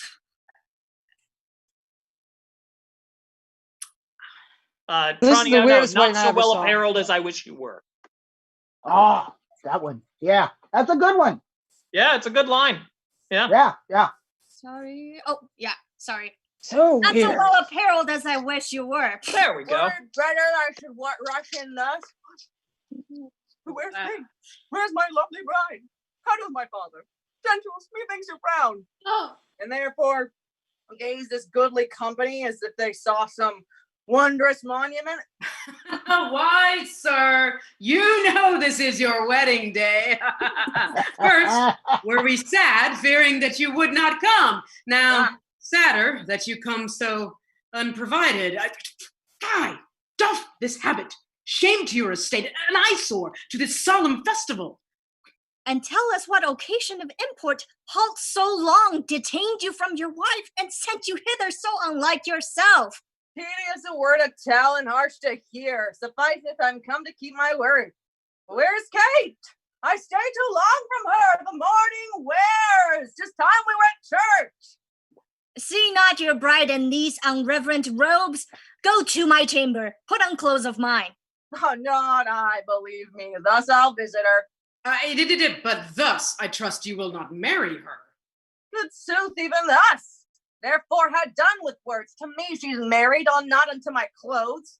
What a fool I am to chat with you, and I should bid good morrow to my bride and seal the title with a lovely kiss. He has some meaning in his mad attire. He will persuade him, be it possible, to put on better ere he go to church. I'll after him and see the event of this. I am to get a man, whate'er he be. It skills not much. We'll fit him in to our turn, and he shall be Vincentio of Pisa, and make assurance here in Padua of greater sums than I have promised. So shall you quietly enjoy your hope and marry sweet Bianca with consent. Marry sweet Bianca. That my fellow schoolmaster doth watch Bianca's steps so narrowly, 'twere good, methinks, to steal our marriage, which once performed, let all the world say no. I'll keep mine own, despite of all the world. Will overreach the gray-beard Gremio, the narrow prying father Manola, the quaint musician amorous Litio, all for my master's sake, Lucentio. Signor Gremio, came you from church? Gremio, can we get you on?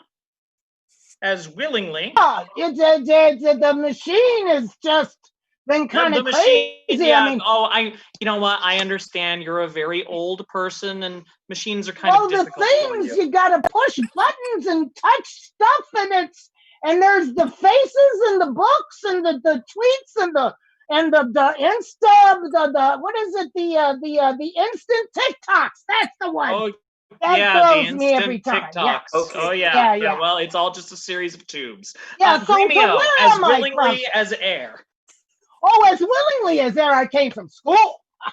And is the bride and bridegroom coming home? Well, a bridegroom, say you. 'Tis gloomy indeed, a grumbling groom, and that's the girl shall find. Cursed her than she, why 'tis impossible. Oh, why he's a devil, a very fiend. The devil, a devil, the devil's dame. Oh, she's a lamb, a dove, a fool to him. I'll tell you, Sir Lucencio, when a priest should ask if Catherine should be his wife, I, by God's wounds, quoth he, and swore so loud that all amazed at the priest let fall the book. And as he stopped again to take it up, this mad-brained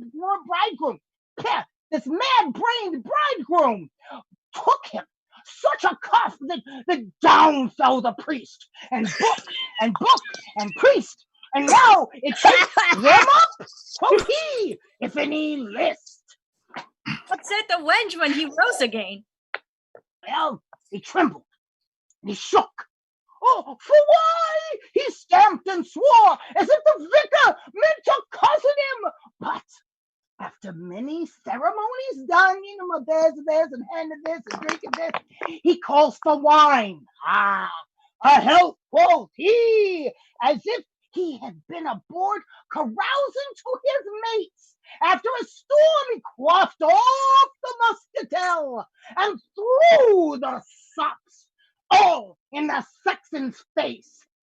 This done, he took the bride round the neck, and he kissed her lips with such a clamorous smack that at the parting, all the church did echo, wah, wah, wah, wah, wah. Wow. And I, seeing this, came thence for very shame. And after me, I know the rout is coming.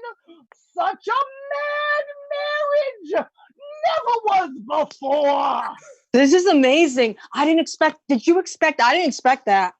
Gentlemen and friends. Gentlemen and friends! Petruchio, we can't see you. Oh, but who even cares? You guys all don't want to see my face anyway. I want to see your face, understand. I mean, Petruchio. Yeah, it's a great face. the It's a great Insta face, TikToks. Petruchio. We love it. Gentlemen and friends, I thank you for your pains. I know you think to dine with me today, and I've prepared a great store of wedding cheer, but so it is.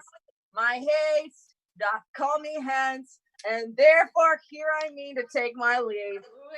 Is possible? You will away tonight? I must away today before night come. Make it no wonder. If you knew my business, you would entreat me rather go than stay, if you know what I mean. I know what you mean. I've had that type of business. I know. And honest company, I thank you all that have held me give away myself to this most patient, sweet, and virtuous wife. Dine with my father, drink a health to me, for I must hence, and farewell to you all. Let us entreat you stay till after dinner. None may not be. Let me entreat you. It cannot be. Let me entreat you. I am content. Are you content to stay? I am content you shall entreat me to stay, but yet not stay. Entreat me how you can. Now, nay then. Hey, yeah. Do what thou canst. I will not go today. No, not tomorrow. Not till I please myself. Okay. Yeah. Is open, sir. There lies your way. For me, I'll not be gone till I please myself. Calcate, content thee, prithee, be not angry. I will be angry. What hast thou to do? Father, be quiet. He shall stay my leisure, because I had to get up in this stupid dress while he got to wear a fun costume. That's so not fair. I'm with her. Son, now it begins to work. Gentlemen, forward. Gentlemen, forward to the bridal dinner. I see a woman may be made a fool if she had not spirit to resist. They shall go forward, Kate, at thy command. Obey the bride that you do attend on her. Go to feast, revel, and domineer. Carouse full measure to her maidenhead. Be mad and merry, or go hang yourselves. But for my bonny Kate, she must with me. Nay, look not big, nor stamp, nor stare, nor fret. I will be master of what is my own. She is my goods, my chattels. She is my house, my household stuff, my field, my barn, my horse, my ox, my ass, my anything. And here she stands. Touch her, whoever dare. Fear not, sweet wench. It shall not touch thee, Kate. Oh, buckler. Thee. Well, this escalated quickly.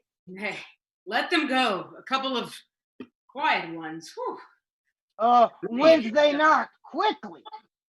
I should die with laughing. Of all mad matches, never was the like. Mistress, what's your opinion? Mistress, what's your opinion of your sister? That being mad herself, she madly mated. I warned him. Petruchio is tainted. Neighbors and friends, though the bride and bridegroom wants for to supply the places at the table, you know there wants no junkets at the feast, huh? Lucentio, you shall supply the bridegroom's place, and let Bianca take her sister's room. Now, sweet Bianca, That works. how to bride it. She shall, Lucentio. Come, gentlemen, let's go. All right. And that's halftime. Oh, good. I got to use the bathroom. We'll see you back in about 8 to 10 minutes or so. And I'm going to hand you over to Jen. Hey, folks. Yep, that's right. Our fabulous prompter is handing you over to me right now. Yeah, this is a pretty wacky show. Like I said, this is one of, the big Shakespeare, all about feminism and equality for women and, all that. Actually, a lot of people do postulate that this really was Shakespeare talking about how ridiculous it is that women didn't get to choose who they married, and that there should be some way to fight back. So he had to kind of fold that in, and then eventually let Petruchio win because that's what the nobles wanted to happen. But this is here nor there. Now I am here on what is it called? Oh my God, Facebook. Actually, that's what I'm looking at. I know YouTube also has what we do on it, but I've been looking at the Facebook feed because I like keeping up with the comments that have been going on. I know satire is the most marvelous thing, isn't it? I do love satire. Yes, and I was looking at some of my old things that my friends were talking about, and I wanted just to give some shout outs because I really love getting a chance to see you connect. So Cindy Lou, hey, I'm so glad that you're here today to play with us. And let's see who is here. Oh, Victoria Walecki. Tori, love to see you. Love to see you here in the comment world. I do enjoy it. Let's see. Oh, and Kay is here along with Sullivan because we love those guys. Oh, David, awfully good to see you. And I'm serious. There is something I would love to chat with you about a little bit later on. Maybe we'll catch up tomorrow. I'll send you a message and we'll see what we can talk about. My gosh, Lauren is up in here talking about the statements being made in this crazy show. It really is something. And I was just wondering out there, how many of you all are thinking that Petruchio is kind of out of his mind right now? Anybody thinking Petruchio is out of his mind? Raise I was your wondering hand. if it didn't show. Oh, okay. Just a couple of you are thinking that. All right, I get it. Now, how many of you think that Kate could definitely do better and best this wacky dude? Let's see some hands up on that. There's there's a couple of you there. I know. I see what you're saying. And women definitely are powerful folk, aren't we? Aren't we some powerful folk? Matter of fact, women are so powerful. In us, we recognize the incredible power of the women of our company. We recognize it so well because we have over 60% of our company as people who are women, for sure. A smaller percentage of the company, of course, is fellows, and we also have quite a few non-binary actors as well in our company, and we revel in all the ways that gender is expressed within the company. And so we like to enjoy that here in Shakespeare. I didn't really get to talk to you about that before. For those of you who aren't as familiar with ops, coming in to say hey to all of us, we actually give our actors the choice. They can either play a role as written or play that role as their gender, whatever their gender is. And we have found that really enhances the storytelling that is available here in Ops. Let's see, I need for somebody in the company to send me a quick text telling me what time we are supposed to come back, because I wasn't able to check that. And I want to make sure that I don't go too long in waxing interesting here, because our halftime is only going to be as long as it is, right? Oh, there are some people talking about the snacks. Yes, Sly Snacks. Christopher Sly is being played by Tish, one of our core company members. And the snacks are always carefully curated. in our shows. We need to make sure, that snacks are such that they won't get caught in your throat when you have to speak next, that the snacks won't weigh you down or cause your mouth blah, blah, blah, blah. You really have to carefully curate the snacks. And yes, Tish has been carefully doing some curating. Oh, Pat! Hey, how you doing, Pat? I almost missed you here. There's so many people. Oh, there's Cindy is here also. I know it's only halftime. It is wild right now, friends. This show just gets more and more out there, and I do love it. I love playing this thing, and it's always a delight when people come in and play with us. Alyssa, hi. Good to see you in there today. Clark, always fun to see you here in the audience. And then there's several Alyssas, actually. So it's Alyssa, and then it's Alyssa, and then Alyssa. Okay, so I wanted to say hi to all of you because you're all so marvelous here. And thank you for being here and playing with us. Oh, I wanted to remind you that if any of you are thinking you might have an extra dollar or two, that would be really lovely if you thought about donating to us. So again, I wanted to tell you, just look at the top part of your screen there, just this little top part, and you'll see a place where you can click to donate. Or you can always go to opsfest.org, and that'll also tell you some ways that you can donate to Ops. We are so grateful for all your donations because it's how we pay our cast and our stage managers. When we're in the parks, it's how we pay to be in the parks. But now we don't have to be in the parks. So really, some of this money has been used to boost people's internet connections to make sure that we can really come out there and do what we can do to you. And so I'm going to ask if Mr. B can hold up the number of fingers that I have for minutes till we go. So that's really all I need from you. That's pretty awesome. Awesome. Okay. Well, folks, now just so you know, I want to do a quick recap of the play. Kate is there because she has to get married before her younger sister, Bianca, gets married. Petruchio decided he could do that and take the money from Kate's dad and marry her. But it seems Petruchio might be a little more into Kate than he thought. All right, that's really all you need to know right now, I think. So let's see, what else do we need to do? Y'all are wonderful. And let's see, that's right, snacks do cost money. Dave, I'm glad you noticed that. I'm telling you, our props budget right now is very, very high because of the snacks. Well, it looks to me like our actors may very well be ready to rock and roll for the second half of the Taming of the Shrew. So I am going to send you over to the prompter of the moment. Everybody get ready for a little more fun with our fabulous prompter, Brian Berger. Welcome back, everyone. I hope you had a great time eating. Insert your snack here at insert your address here. I'm sure that's a great restaurant, and I love taquitos. Anyway, I am back here. Yay, boo, everything like that. We're going to get started right now with the Taming of the Shrew, the second half. Bing, bing, bing.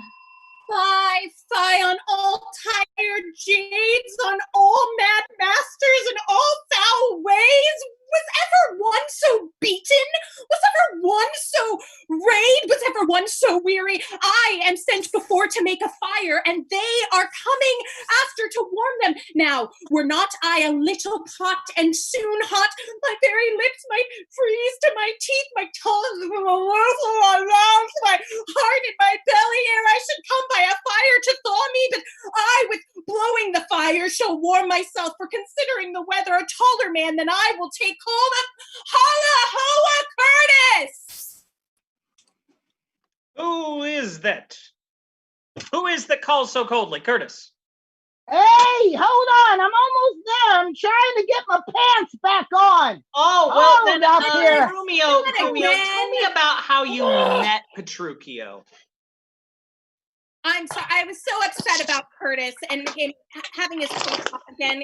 Can you repeat the question, please? I will. It's a very distracting having the pants off. How did you meet Petruchio? Oh, well, you see, we met I was on the street. I'm a little bit of a street musician. Oh. You don't know. And so I was singing on the street, and he said, hey, you sound terrible. And I said, thank you for talking to me. And that's how we became friends. Isn't that great? That guy. That's how I feel so met my bad for you. best Well, friend. the horrifyingness has ended. Curtis has his pants on. Oh, thank Curtis, God, Curtis. who is that calls so coldly? Oh, who is that calls so coldly? A piece of ice. If thou doubt it, thou mayst side from my shoulder to my heel, with no greater a run but my head and my neck of fire. Good Curtis! Oh, is my master and his wife coming, Grumio? Oh, aye, Curtis, aye, and therefore fire! Fire cast on no water. Okay, is she so hot a shrew as she's reported? He was, good Curtis, before this frost. But thou know'st winter tames man, woman, and beast, for it hath tamed my old master and my new mistress and myself, fellow Curtis. Away, you 3-inch fool, I am no beast. Am I but 3 inches? Why, thy horn is a foot, and so long am I at the least. But wilt thou make a fire, or shall I complain on thee to our mistress, whose hand, she being now at hand, thou shalt soon feel to thy cold comfort for being slow in thy hot office? I prithee, good Grumio, tell me, how goes the world? A cold world, Curtis, in every office but thine, and therefore fire! Do thy duty and have thy duty, for my master and mistress are almost frozen to death.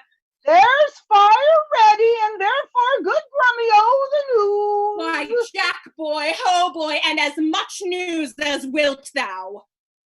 Oh, come, you are so full of copy catching. Curtis, I'd like to ask you a question. What century were you born in? The century I was born in was the 1, 2. We don't have time for the entire history of man. Grumio, Okay. why? Therefore fire. Why, therefore fire, for I have caught extreme cold. Where is the cook? Is supper ready? The house trimmed, rushes strewed, cobwebs swept, the serving men in their new fustian, the white stockings, and every officer his wedding garment on? Be the jacks fair within, the gills fair without, the carpets laid, and everything in order? All ready, and therefore I pray thee, news. First, no, my horse is tired. My master and mistress fallen out. How? Out of their saddles into the dirt, and thereby hangs a tale. Let's hatch the Grumio. Lend thine ear. Oh, yeah. There! Yeah. Oh! This tis to feel a tale. This tis a feel a tale, not to hear a tale. And therefore 'tis called a sensible tale. And this cuff was but to knock at your ear and beseech listening. Now, I begin. In Pernis we came down a foul hill, my master riding behind my mistress. Both on one horse? What's that to thee? Why, a horse?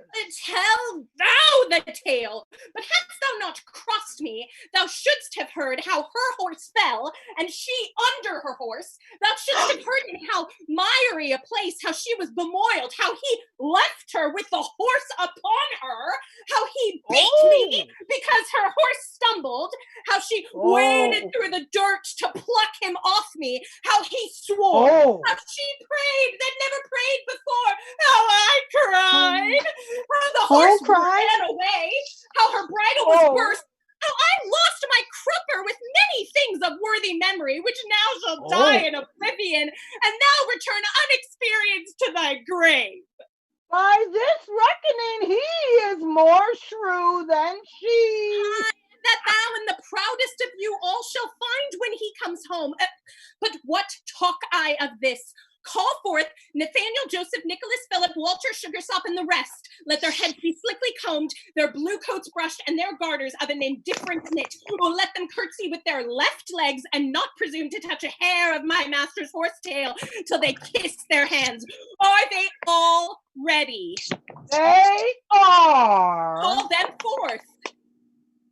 Oh, do you hear? Oh, you must meet my master. To kindness, my mistress. Why, she hath a face of her own. Oh, who knows not that? Thou, it seems, that calls for company to countenance her. I call them forth to credit her. Why, she comes to borrow nothing of them. Welcome home, Grumio. How now, Grumio? What, Grumio?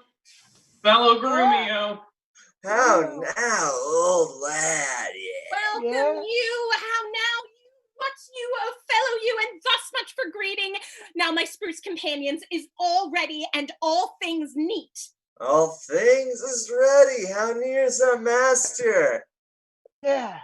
Even at night alighted by this, and therefore he not cocks passion. Silence, I hear my master. Uh-oh. Oh. Where be these knaves? Here, Here, sir. You longer-headed and unpolished grooms. What? No attendance, no regard, no duty. Where is the foolish knave I sent before? Here, sir, as foolish as I was before. You peasant, you swain, you whoreson, mouth-horse rogue! Did I not bid thee meet me in the park and bring along these rascal knaves with thee? But Nathaniel's coat, sir, was not fully made, and Gabriel's pumps were all unpinked to the heel.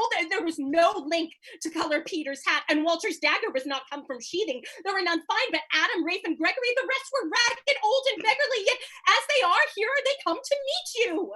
Go, rascals, go, and fetch my supper in.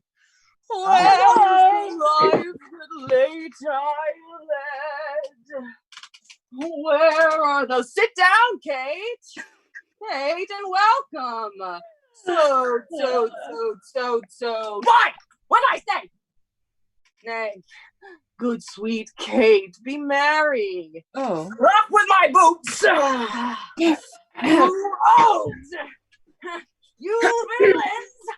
Okay, I'm coming. Whoa! Oh, you pluck my foot awry.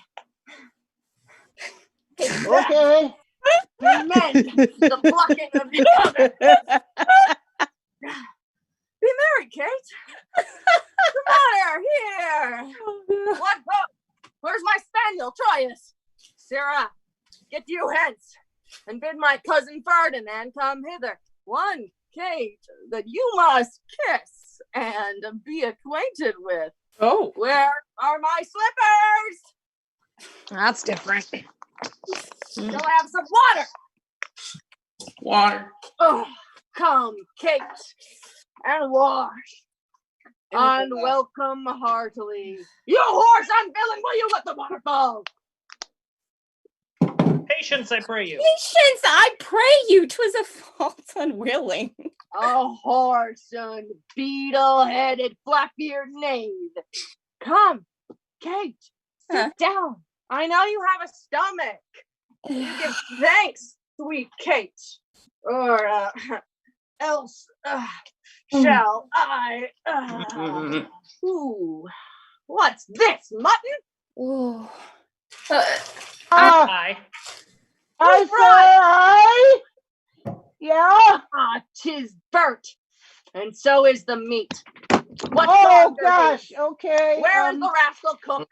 How durst you villains bring it from the dresser and serves it thus to me that loves it not? There, take you, trenchers, cups and all. What? Do you grumble? I'll be with you straight. I pray you, husband, be not so disquiet. The meat was, well, if you were so contented. I tell thee, Kate, 'twas burnt and dried away, and I expressly am forbid to touch it, for it engenders choler, planteth anger, and better 'twere that both of us did fast and feed on it with such over-roasted flesh. Be patient. Tomorrow shall be mended, and for this night we'll fast for company. Come, I will That bring sounds thee awful. to thy bridal chamber. Oh, Ugh. no.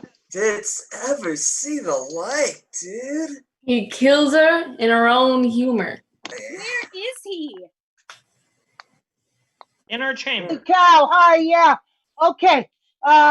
Inner chamber, making a sermon of continency to her, and rails and swears and rates that she, poor soul, knows not which way to stand, to look, to speak, and sits on a new rising from a, oh no, sits as one new risen from a dream. Yeah, away, ooh, away, he's coming hither! Run! Run! Ooh. Thus I have politically begun my reign, and 'tis my hope to end successfully. She ate no meat today, nor none shall eat. Last night she slept not, nor tonight she shall not. As with the meat, some undeserved fault I'll find with the making of the bed. And here, I'll fling the pillow, and there the bolster, and this way the coverlet, another way the sheets. Aye, and amid this hurly I intend that all is done in a reverend care of her. And in conclusion, she shall watch all night. And if she has the chance to nod, I'll rail and brawl, and with the clamor keep her still awake.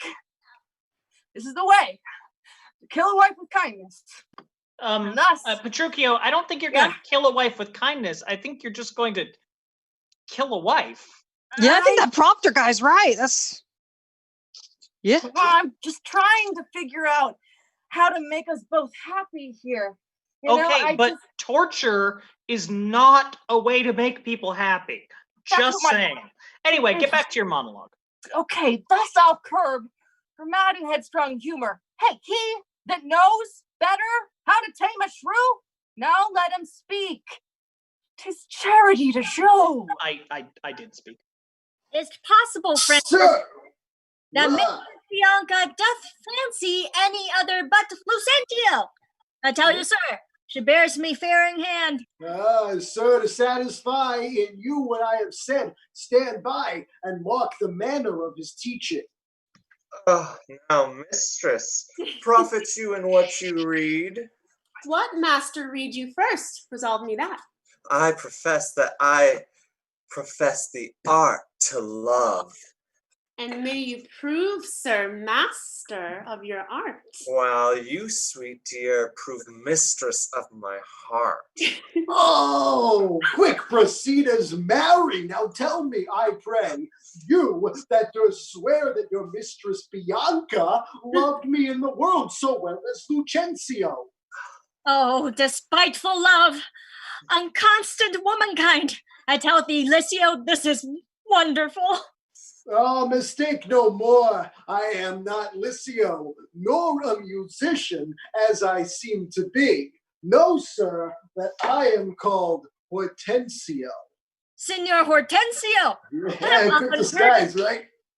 I have often heard your affection to Bianca, and since mine eyes are witness of her lightness, I will with you, if you be so contented, forswear Bianca and her love forever. Oh, see how they kiss in court. Oh, Signor Lucentio, here Oh, God. Oh, here is my hand, and here I firmly vow never to woo her more, but to forswear her. Oh, God, I keep on watching.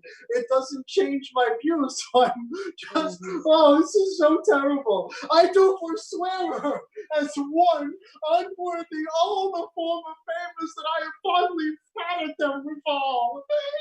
And here I take the like unfeigned oath never to marry with her, though she would entreat, fie on her. See how beastly she doth court him. Oh, would all the world but he had quite forsworn from me that I may surely keep mine oath. I will be married to a wealthy widow ere 3 days pass, which hath as long loved me as I have loved this proud, disdainful haggard. And so farewell, Signor Lucentio. Kindness in women, not their beauteous looks, shall win my love. And so I take my leave, in resolution, as I swore before. Mistress Bianca, bless you with such grace, and longeth to a lover blessed case. Nay, I have ta'en your napping gentle love, and have forsworn you with Hortensio. Tranio, you jest, but have you both forsworn me? Mistress, we have.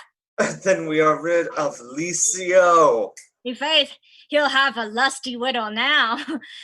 That shall be wooed and wedded in a day. God give him joy. Aye, and he'll tame her. He says so, Tranio. Faith, he has gone unto the taming school from her chattering tongue.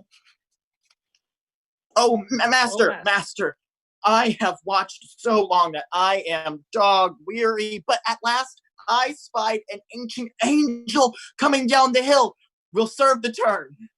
What is he, Biondello? Master, a marketant or a pedant, I know not what, but formal in apparel, in date and countenance, surely like a father. And what of him, Tranio?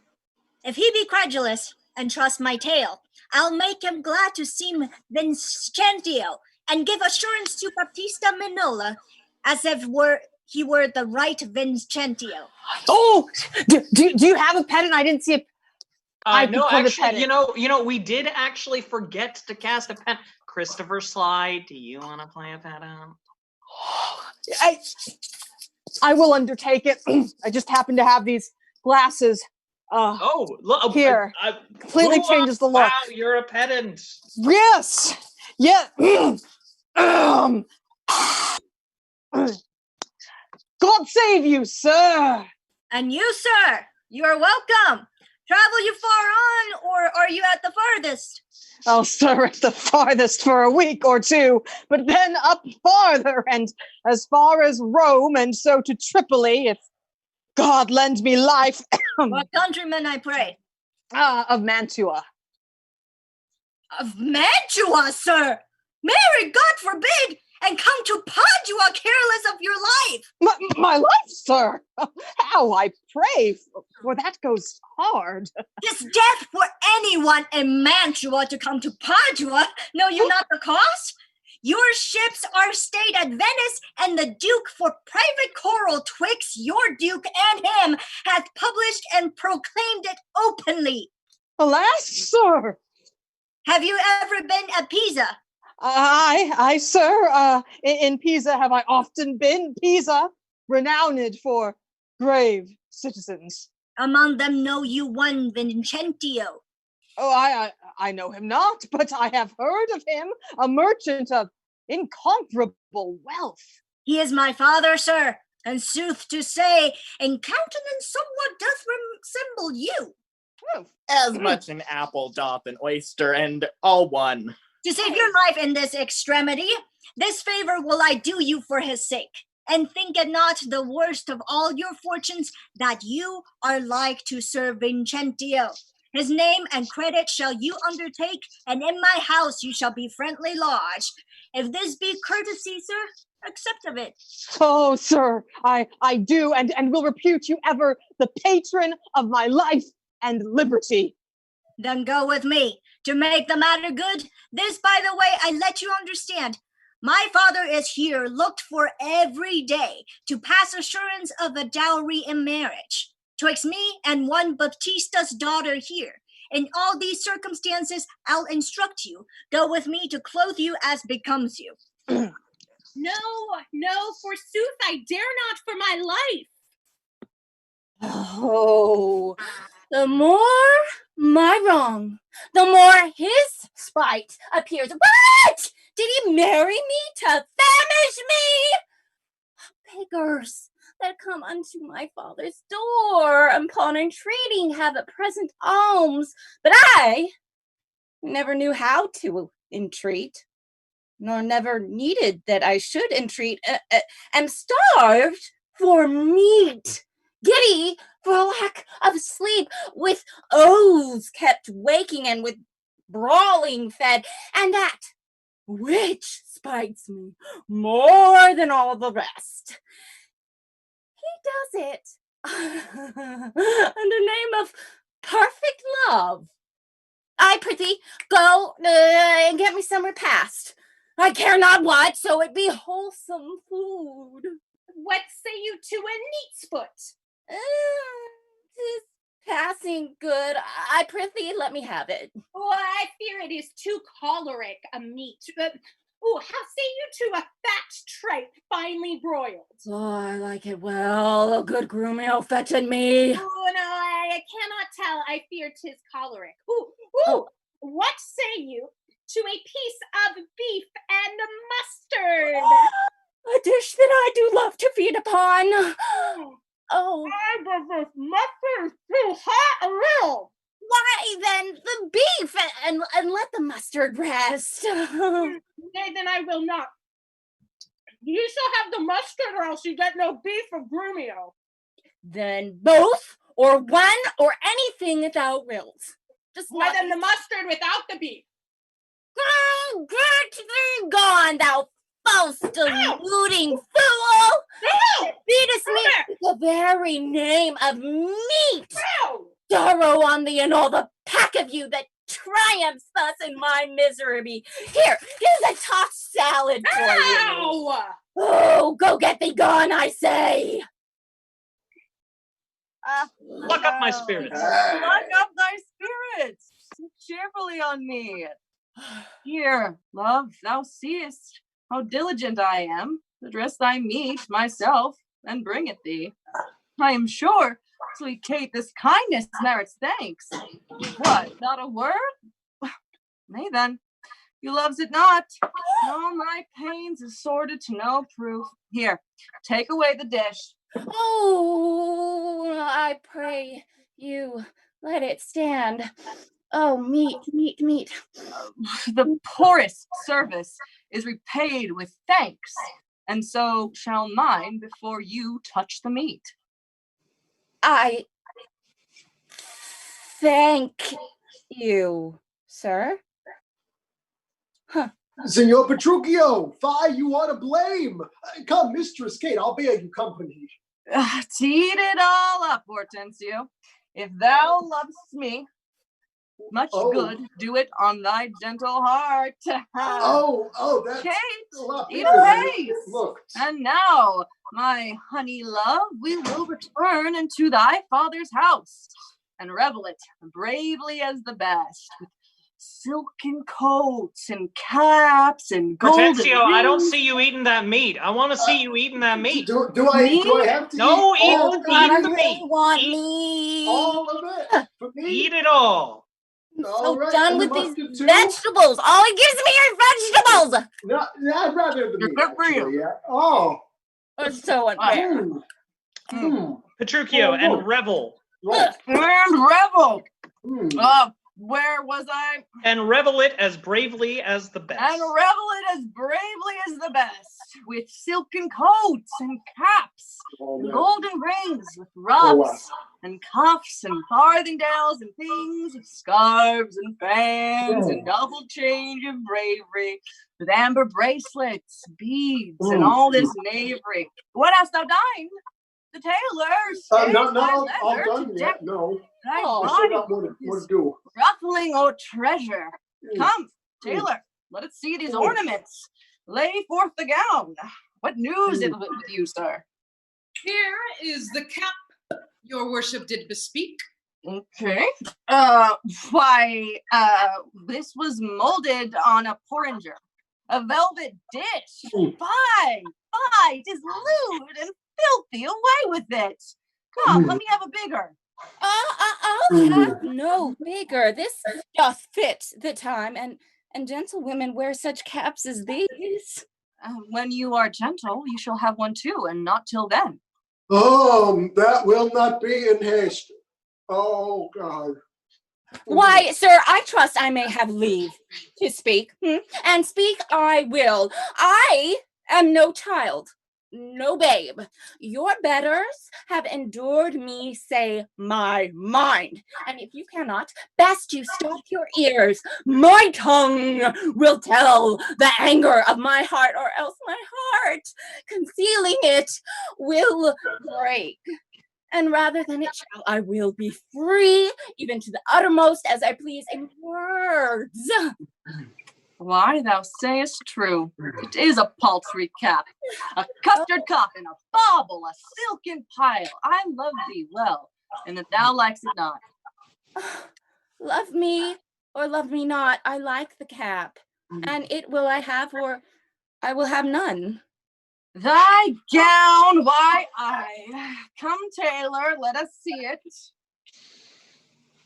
Oh, mercy God, what masking stuff is here? What's this? A sleeve? 'Tis like a Debbie cannon. What? Up and down, carved like an apple tart? Why, what a devil's name, tailor, callst thou this? See, she's like to have neither cap or gown. You bid me make it orderly and well according to the fashion and the time. Ye marry and did, but if you be remembered, I did not bid you mar it to the time. I'll have none of it. Hence, make your best of it. Oh, I never saw a better fashion gown, more quaint, more pleasing, nor more commendable. Belike you mean to make a puppet of me. Oh, why true, he means to make a puppet of thee. Oh. She says your worship means to make a puppet of her. Oh, monstrous arrogance. Thou liest, thou thread, thou thimble, thou yard, 3/4, the half yard, quarter, nail. Away you brag, thou quantity, thou remnant. I tell thee that thou hast marred her gown. Your worship is deceived. The gown was made just as my master had direction. Grumio gave order how it should be done. I gave him no order. I gave him the stuff. But did you desire, how did you desire it should be made? Marry, sir, with needle and thread. But did you not request to have it cut? I say unto thee, I bid thy master cut out the gown, but I did not bid him cut it to pieces. Ergo, thou liest. Oh, why? Here is the note of the fashion to testify. Read it. In primus, a loose-bodied gown. Master, if ever I said loose-bodied gown, sew me in the skirts of it and beat me to death with a bottom of brown thread. I said a gown. Proceed. With a small compassed cape. I confess the cape. With a trunk sleeve. I confess 2 sleeves. The sleeves curiously cut. Aye, there's the villainy. Well, sir, in brief, the town is not for me. Oh, you are in the right, sir. 'Tis for my mistress. Hortensio. Oh, Hortensio, say thou wilt see the tailor paid.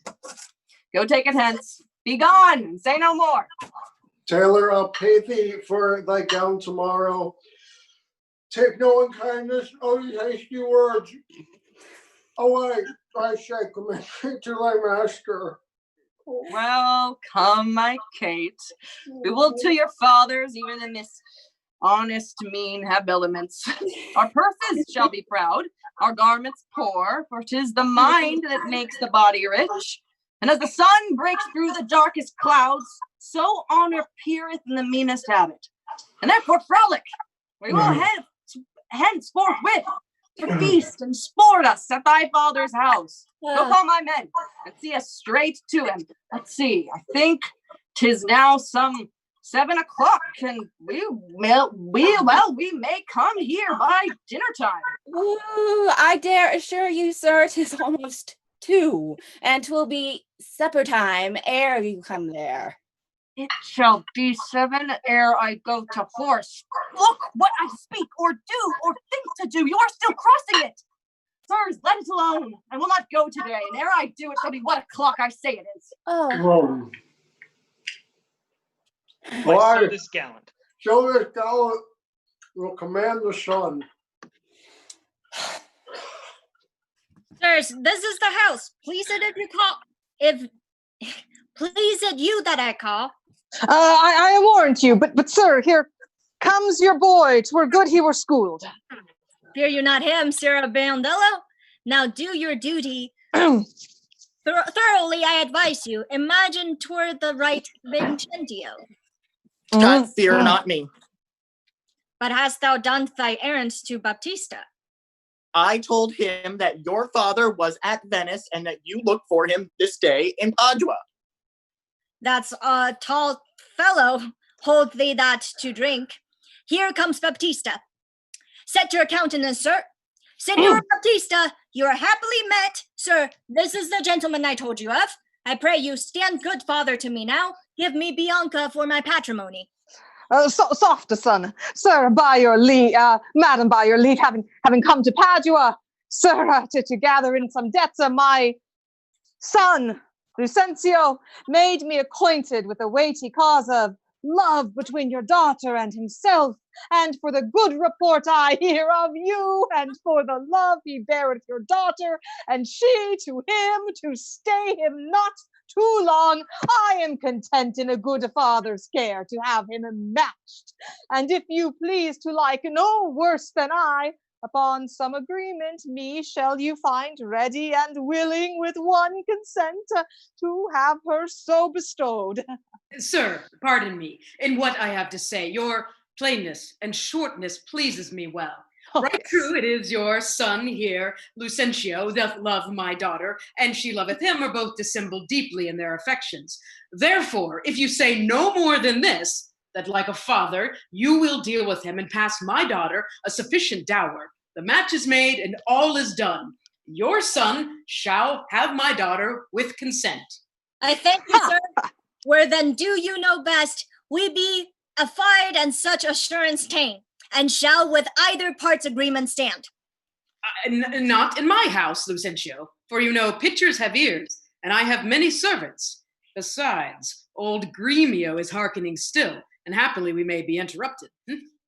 They then at my lodging, and it like you, there doth my father lie, and there this night we'll pass the business privately and well. Send for your daughter by your servant here. My boy shall fetch the scrivener presently. It likes me well. Cambio, hie you home, and bid Bianca make her ready straight. And if you will tell what hath happened, Lucentio's father is arrived in Padua, and now she is like to be Lucentio's wife. I pray the gods she may with all my heart. Dally not with the gods, but get thee gone. Signor Baptista, shall I lead the way? I follow you. Oh, come on, of God's name, once more to our fathers. Good Lord, how bright and goodly shines the moon. The moon, the sun, it is not moonlight now. I say it is the moon that shines so bright. I know it is the sun that shines so bright. Shall by my mother's son, and that's myself. I shall be moon or star or what I list, where I journey to your father's house. Go on, fetch our horses back again. Evermore crossed, nothing but crossed. Say as he says, or we shall never go. Forward. I pray, since we have come so far, and be it moon or sun, or what you please, and if you please to call it a rush candle, henceforth I vow it shall be so for me. I say it is the moon. I know it is the moon.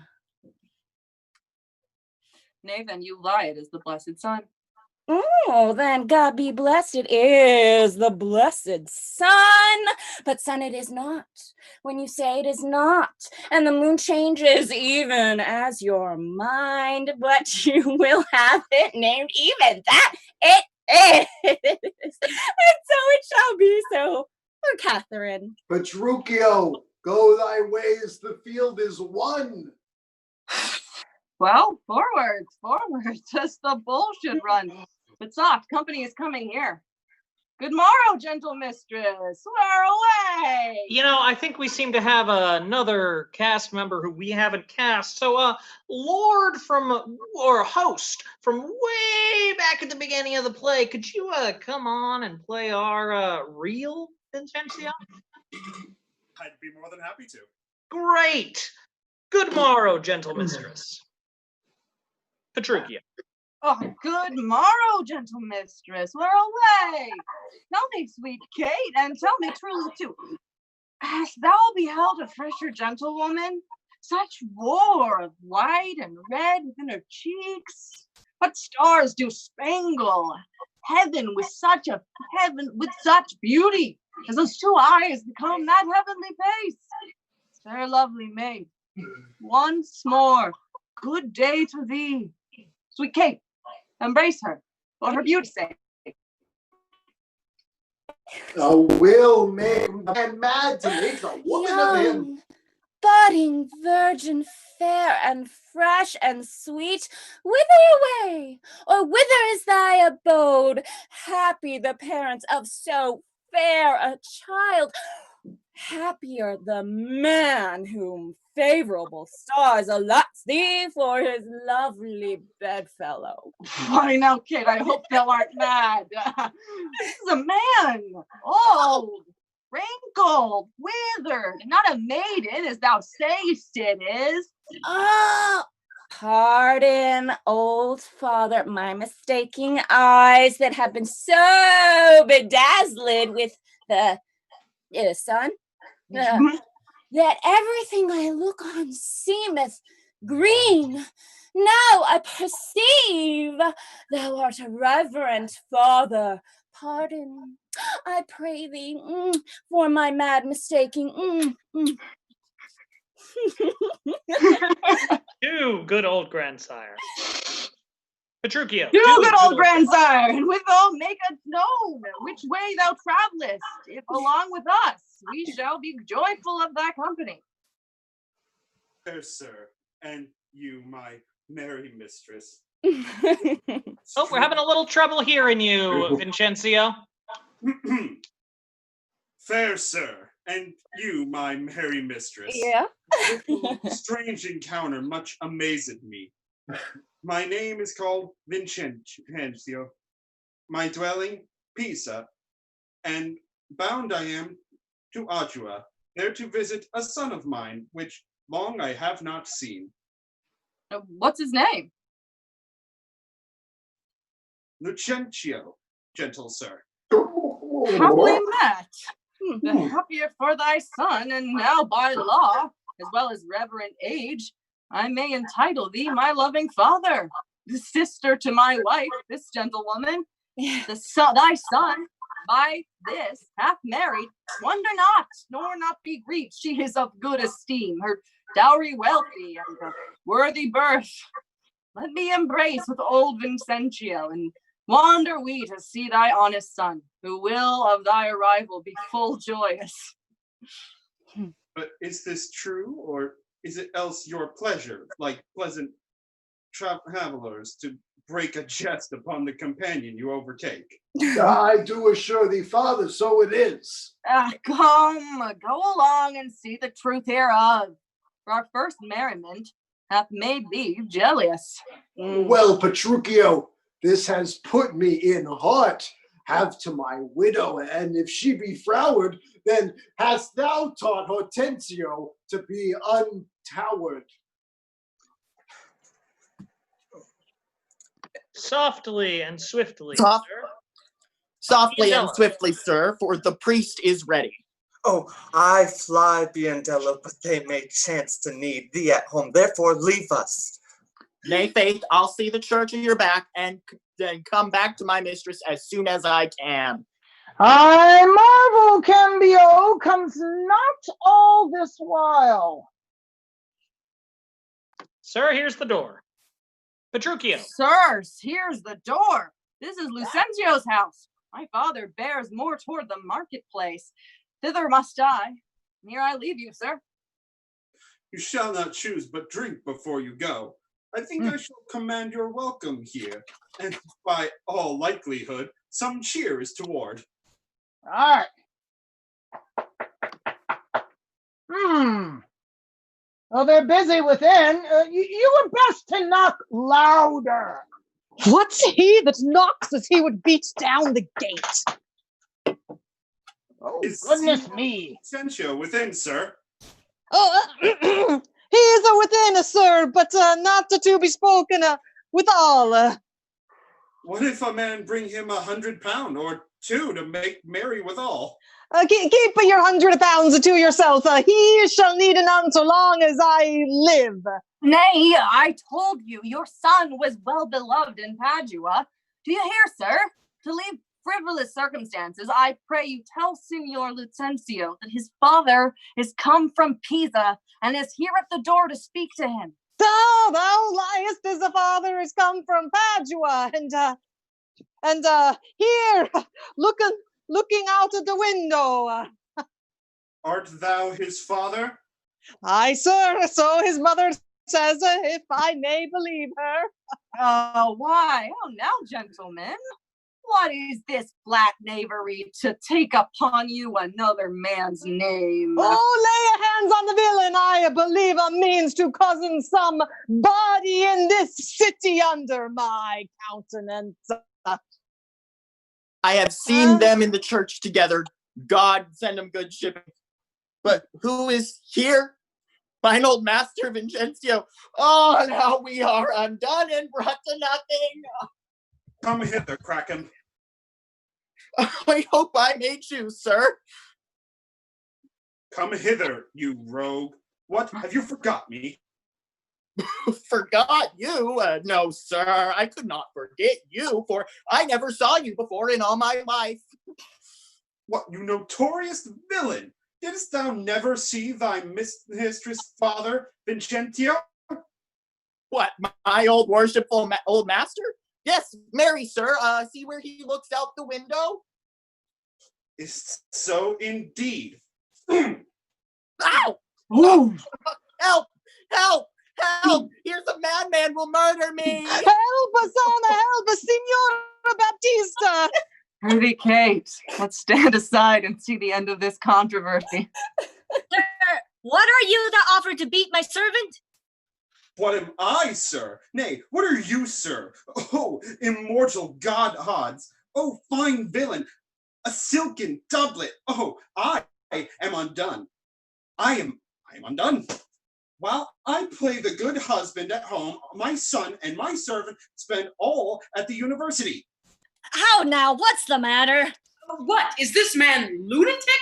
Sir, you seem a sober ancient gentleman by your habit, but your words show you a madman. Why, sir, what cerns at you if I wear pearl and gold? If I wear pearl and gold, I thank my good father I am able to maintain it. Thy father, oh villain, he is a sailmaker in Bergamo. You mistake, sir. You mistake.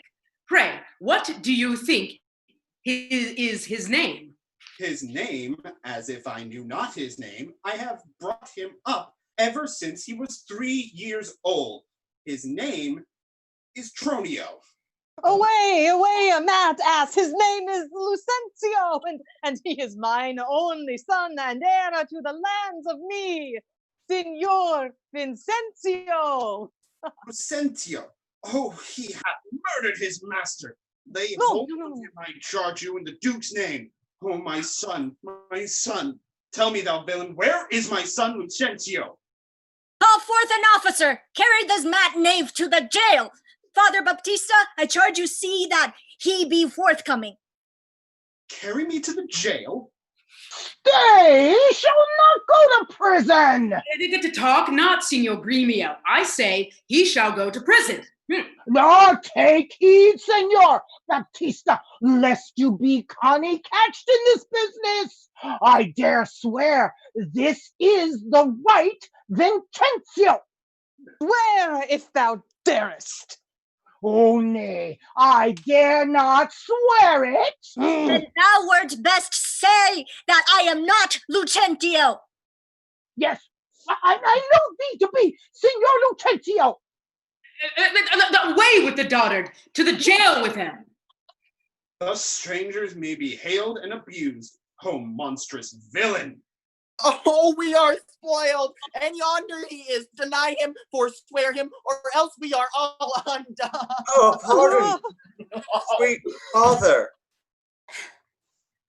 Lives my sweet son? Pardon, dear father. How hast thou offended? Where is Lucentio? Here's Lucentio, right son to the right Vincentio, that have by merit made thy daughter mine, while counterfeit supposes bleared thine eyes.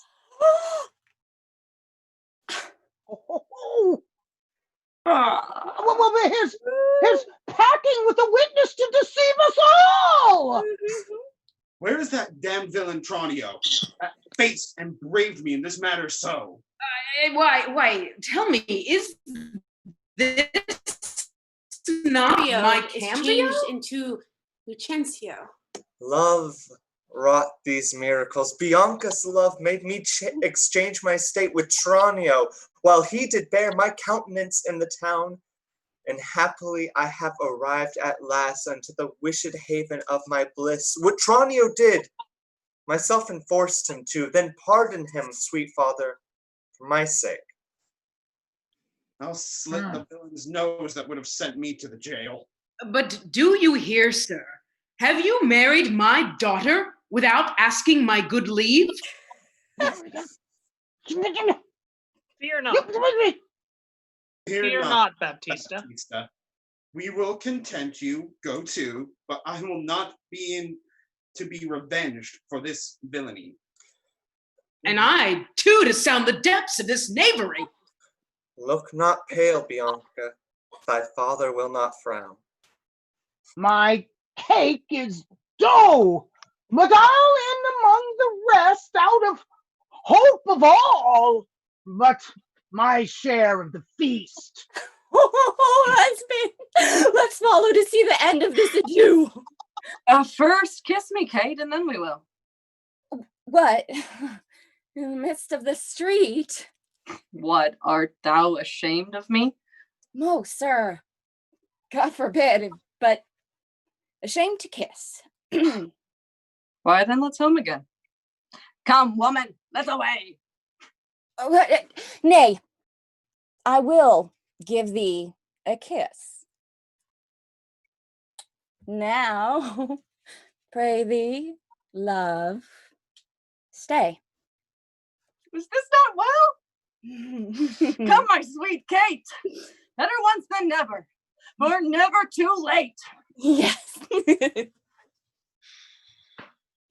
At last. At last, our jarring notes agree, and time it is when raging war is come to smile at scapes and perils overblown. My fair Bianca, bid my father welcome while I, and with self-same kindness, welcome thine. Brother Petruchio, sister Caterina, and thou, Hortensio, with thy loving widow, feast with the best, and welcome to my house. Ooh, now for my life, Hortensio fears his widow. Oh. Never trust me if I be afeared. You were very sensible, and yet you miss my sense. I mean, Hortensio is afeard of you. He that is giddy thinks the world turns round. Roundly replied. But, Mistress, how mistress, mean how mean you that? Thus I conceive by him. Mm. Conceives by me. How likes Hortensio that? My widow says, thus she conceives her tale. Yeah. Very well mended. Kiss him for that, good widow. He that is giddy thinks the world goes round. I pray you tell me what you meant by that. Your husband, being troubled with a shrew, measures my husband's sorrow by his woe, and now you know my meaning. A very mean meaning. Right, I mean you. And I am mean indeed, respecting you. To her Kate! To her widow! 100 marks. My Kate does put her down. That's my office. Spoken like an officer. Hot to the lad. Yeah.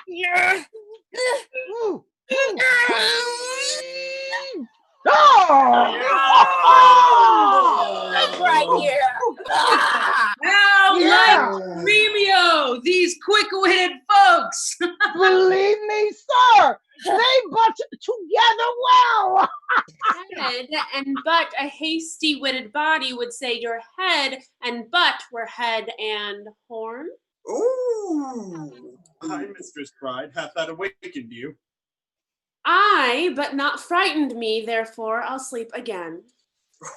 Nay, that you shall not since you've begun. How about you for a better jest or two? Am I your bird? I mean to shift my bush and then pursue me as you draw your bow. You are welcome, all. She hath prevented me. Here, Senor Tranio, this bird you aimed at, though you hit her not. Therefore, a health to all that shot and missed. Oh, sir, Lucentio slipped me like his greyhound, which runs himself and catches for his master. Good swift simile, but something currish. 'Tis well, sir, that you hunted for yourself. 'Tis thought your deer does hold you at a bay. Tranio hits you now. I thank thee for that good Tranio. Oh, confess, hath he not hit you here? Has a little galled me, I confess, and as the jest did glance away from me, 'tis 10 to 1, and maimed you too outright. Now, in good sadness, son Petruchio, I think thou hast the veriest shrew of all. Well, I say no. Oh, yeah. And therefore, sheer assurance, let's each one send unto his wife, and he whose wife is most obedient to come at first when he doth send for her shall win the wager which we shall propose. Content. What's the wager? 20 crowns. 20 crowns. I'll venture so much of my hawk or hound, but 20 times so much upon my wife. 100 then. Content. Come at, 'tis done. Who shall begin? That will I. Go, Biandello, bid your mistress come to me. I go. Son, I'll be your half. Bianca comes. I'll have no halves, I'll bear it all myself. How now? What news? Sir, my mistress sends you word that she is busy and she cannot come. How? He's busy and cannot come. Is that an answer? I am a kind one too. Praise God, sir. Your wife sends you not a worse. I hope better. Sira Biadello, go and entreat my wife to come to me forthwith.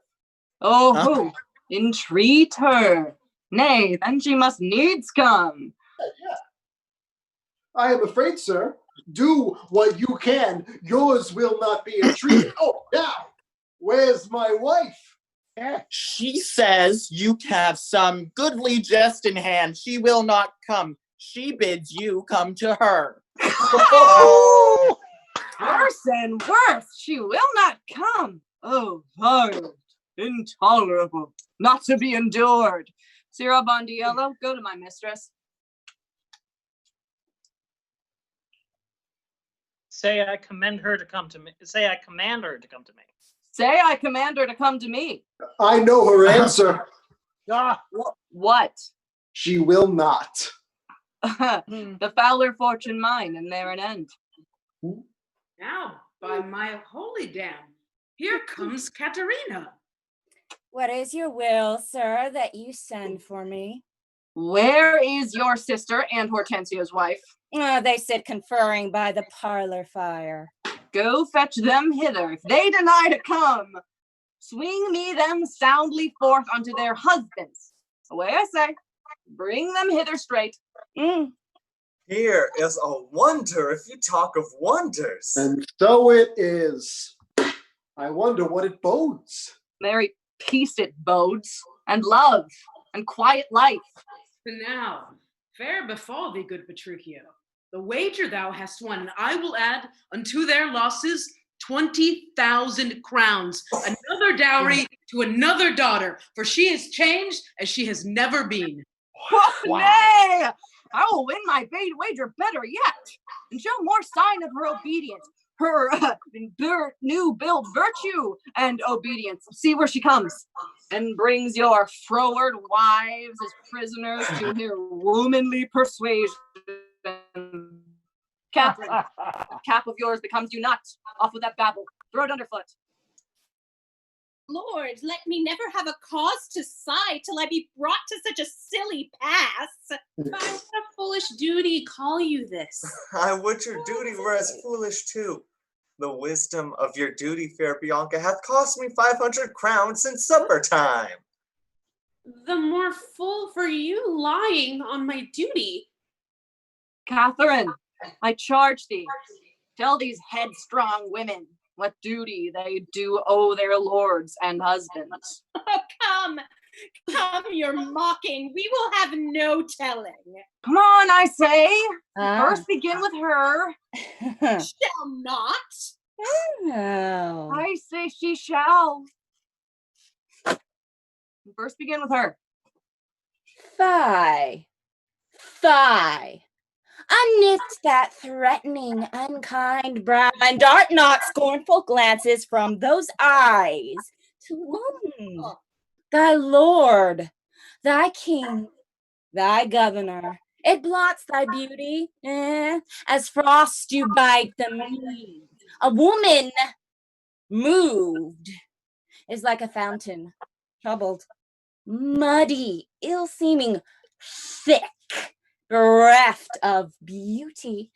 Thy husband is thy lord, thy life, thy keeper, thy head, thy sovereign.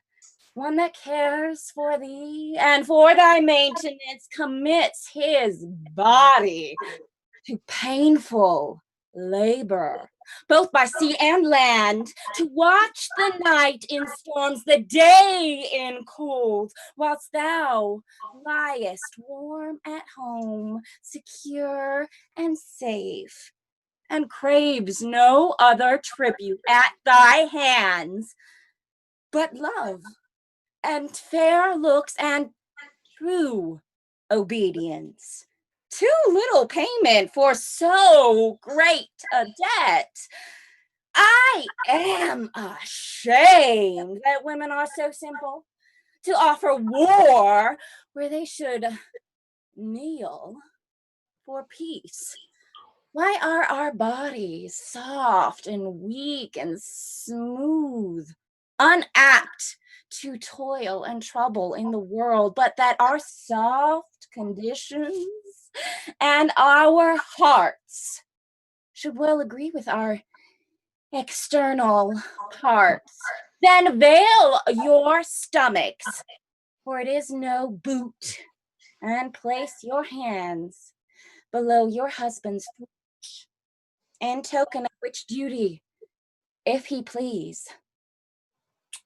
My hand is ready. May it do him ease. Why, there's a wench. Come on and kiss me, Kate. Well, go thy ways, old lad, for thou shalt have it. It's a good hearing when children are toward.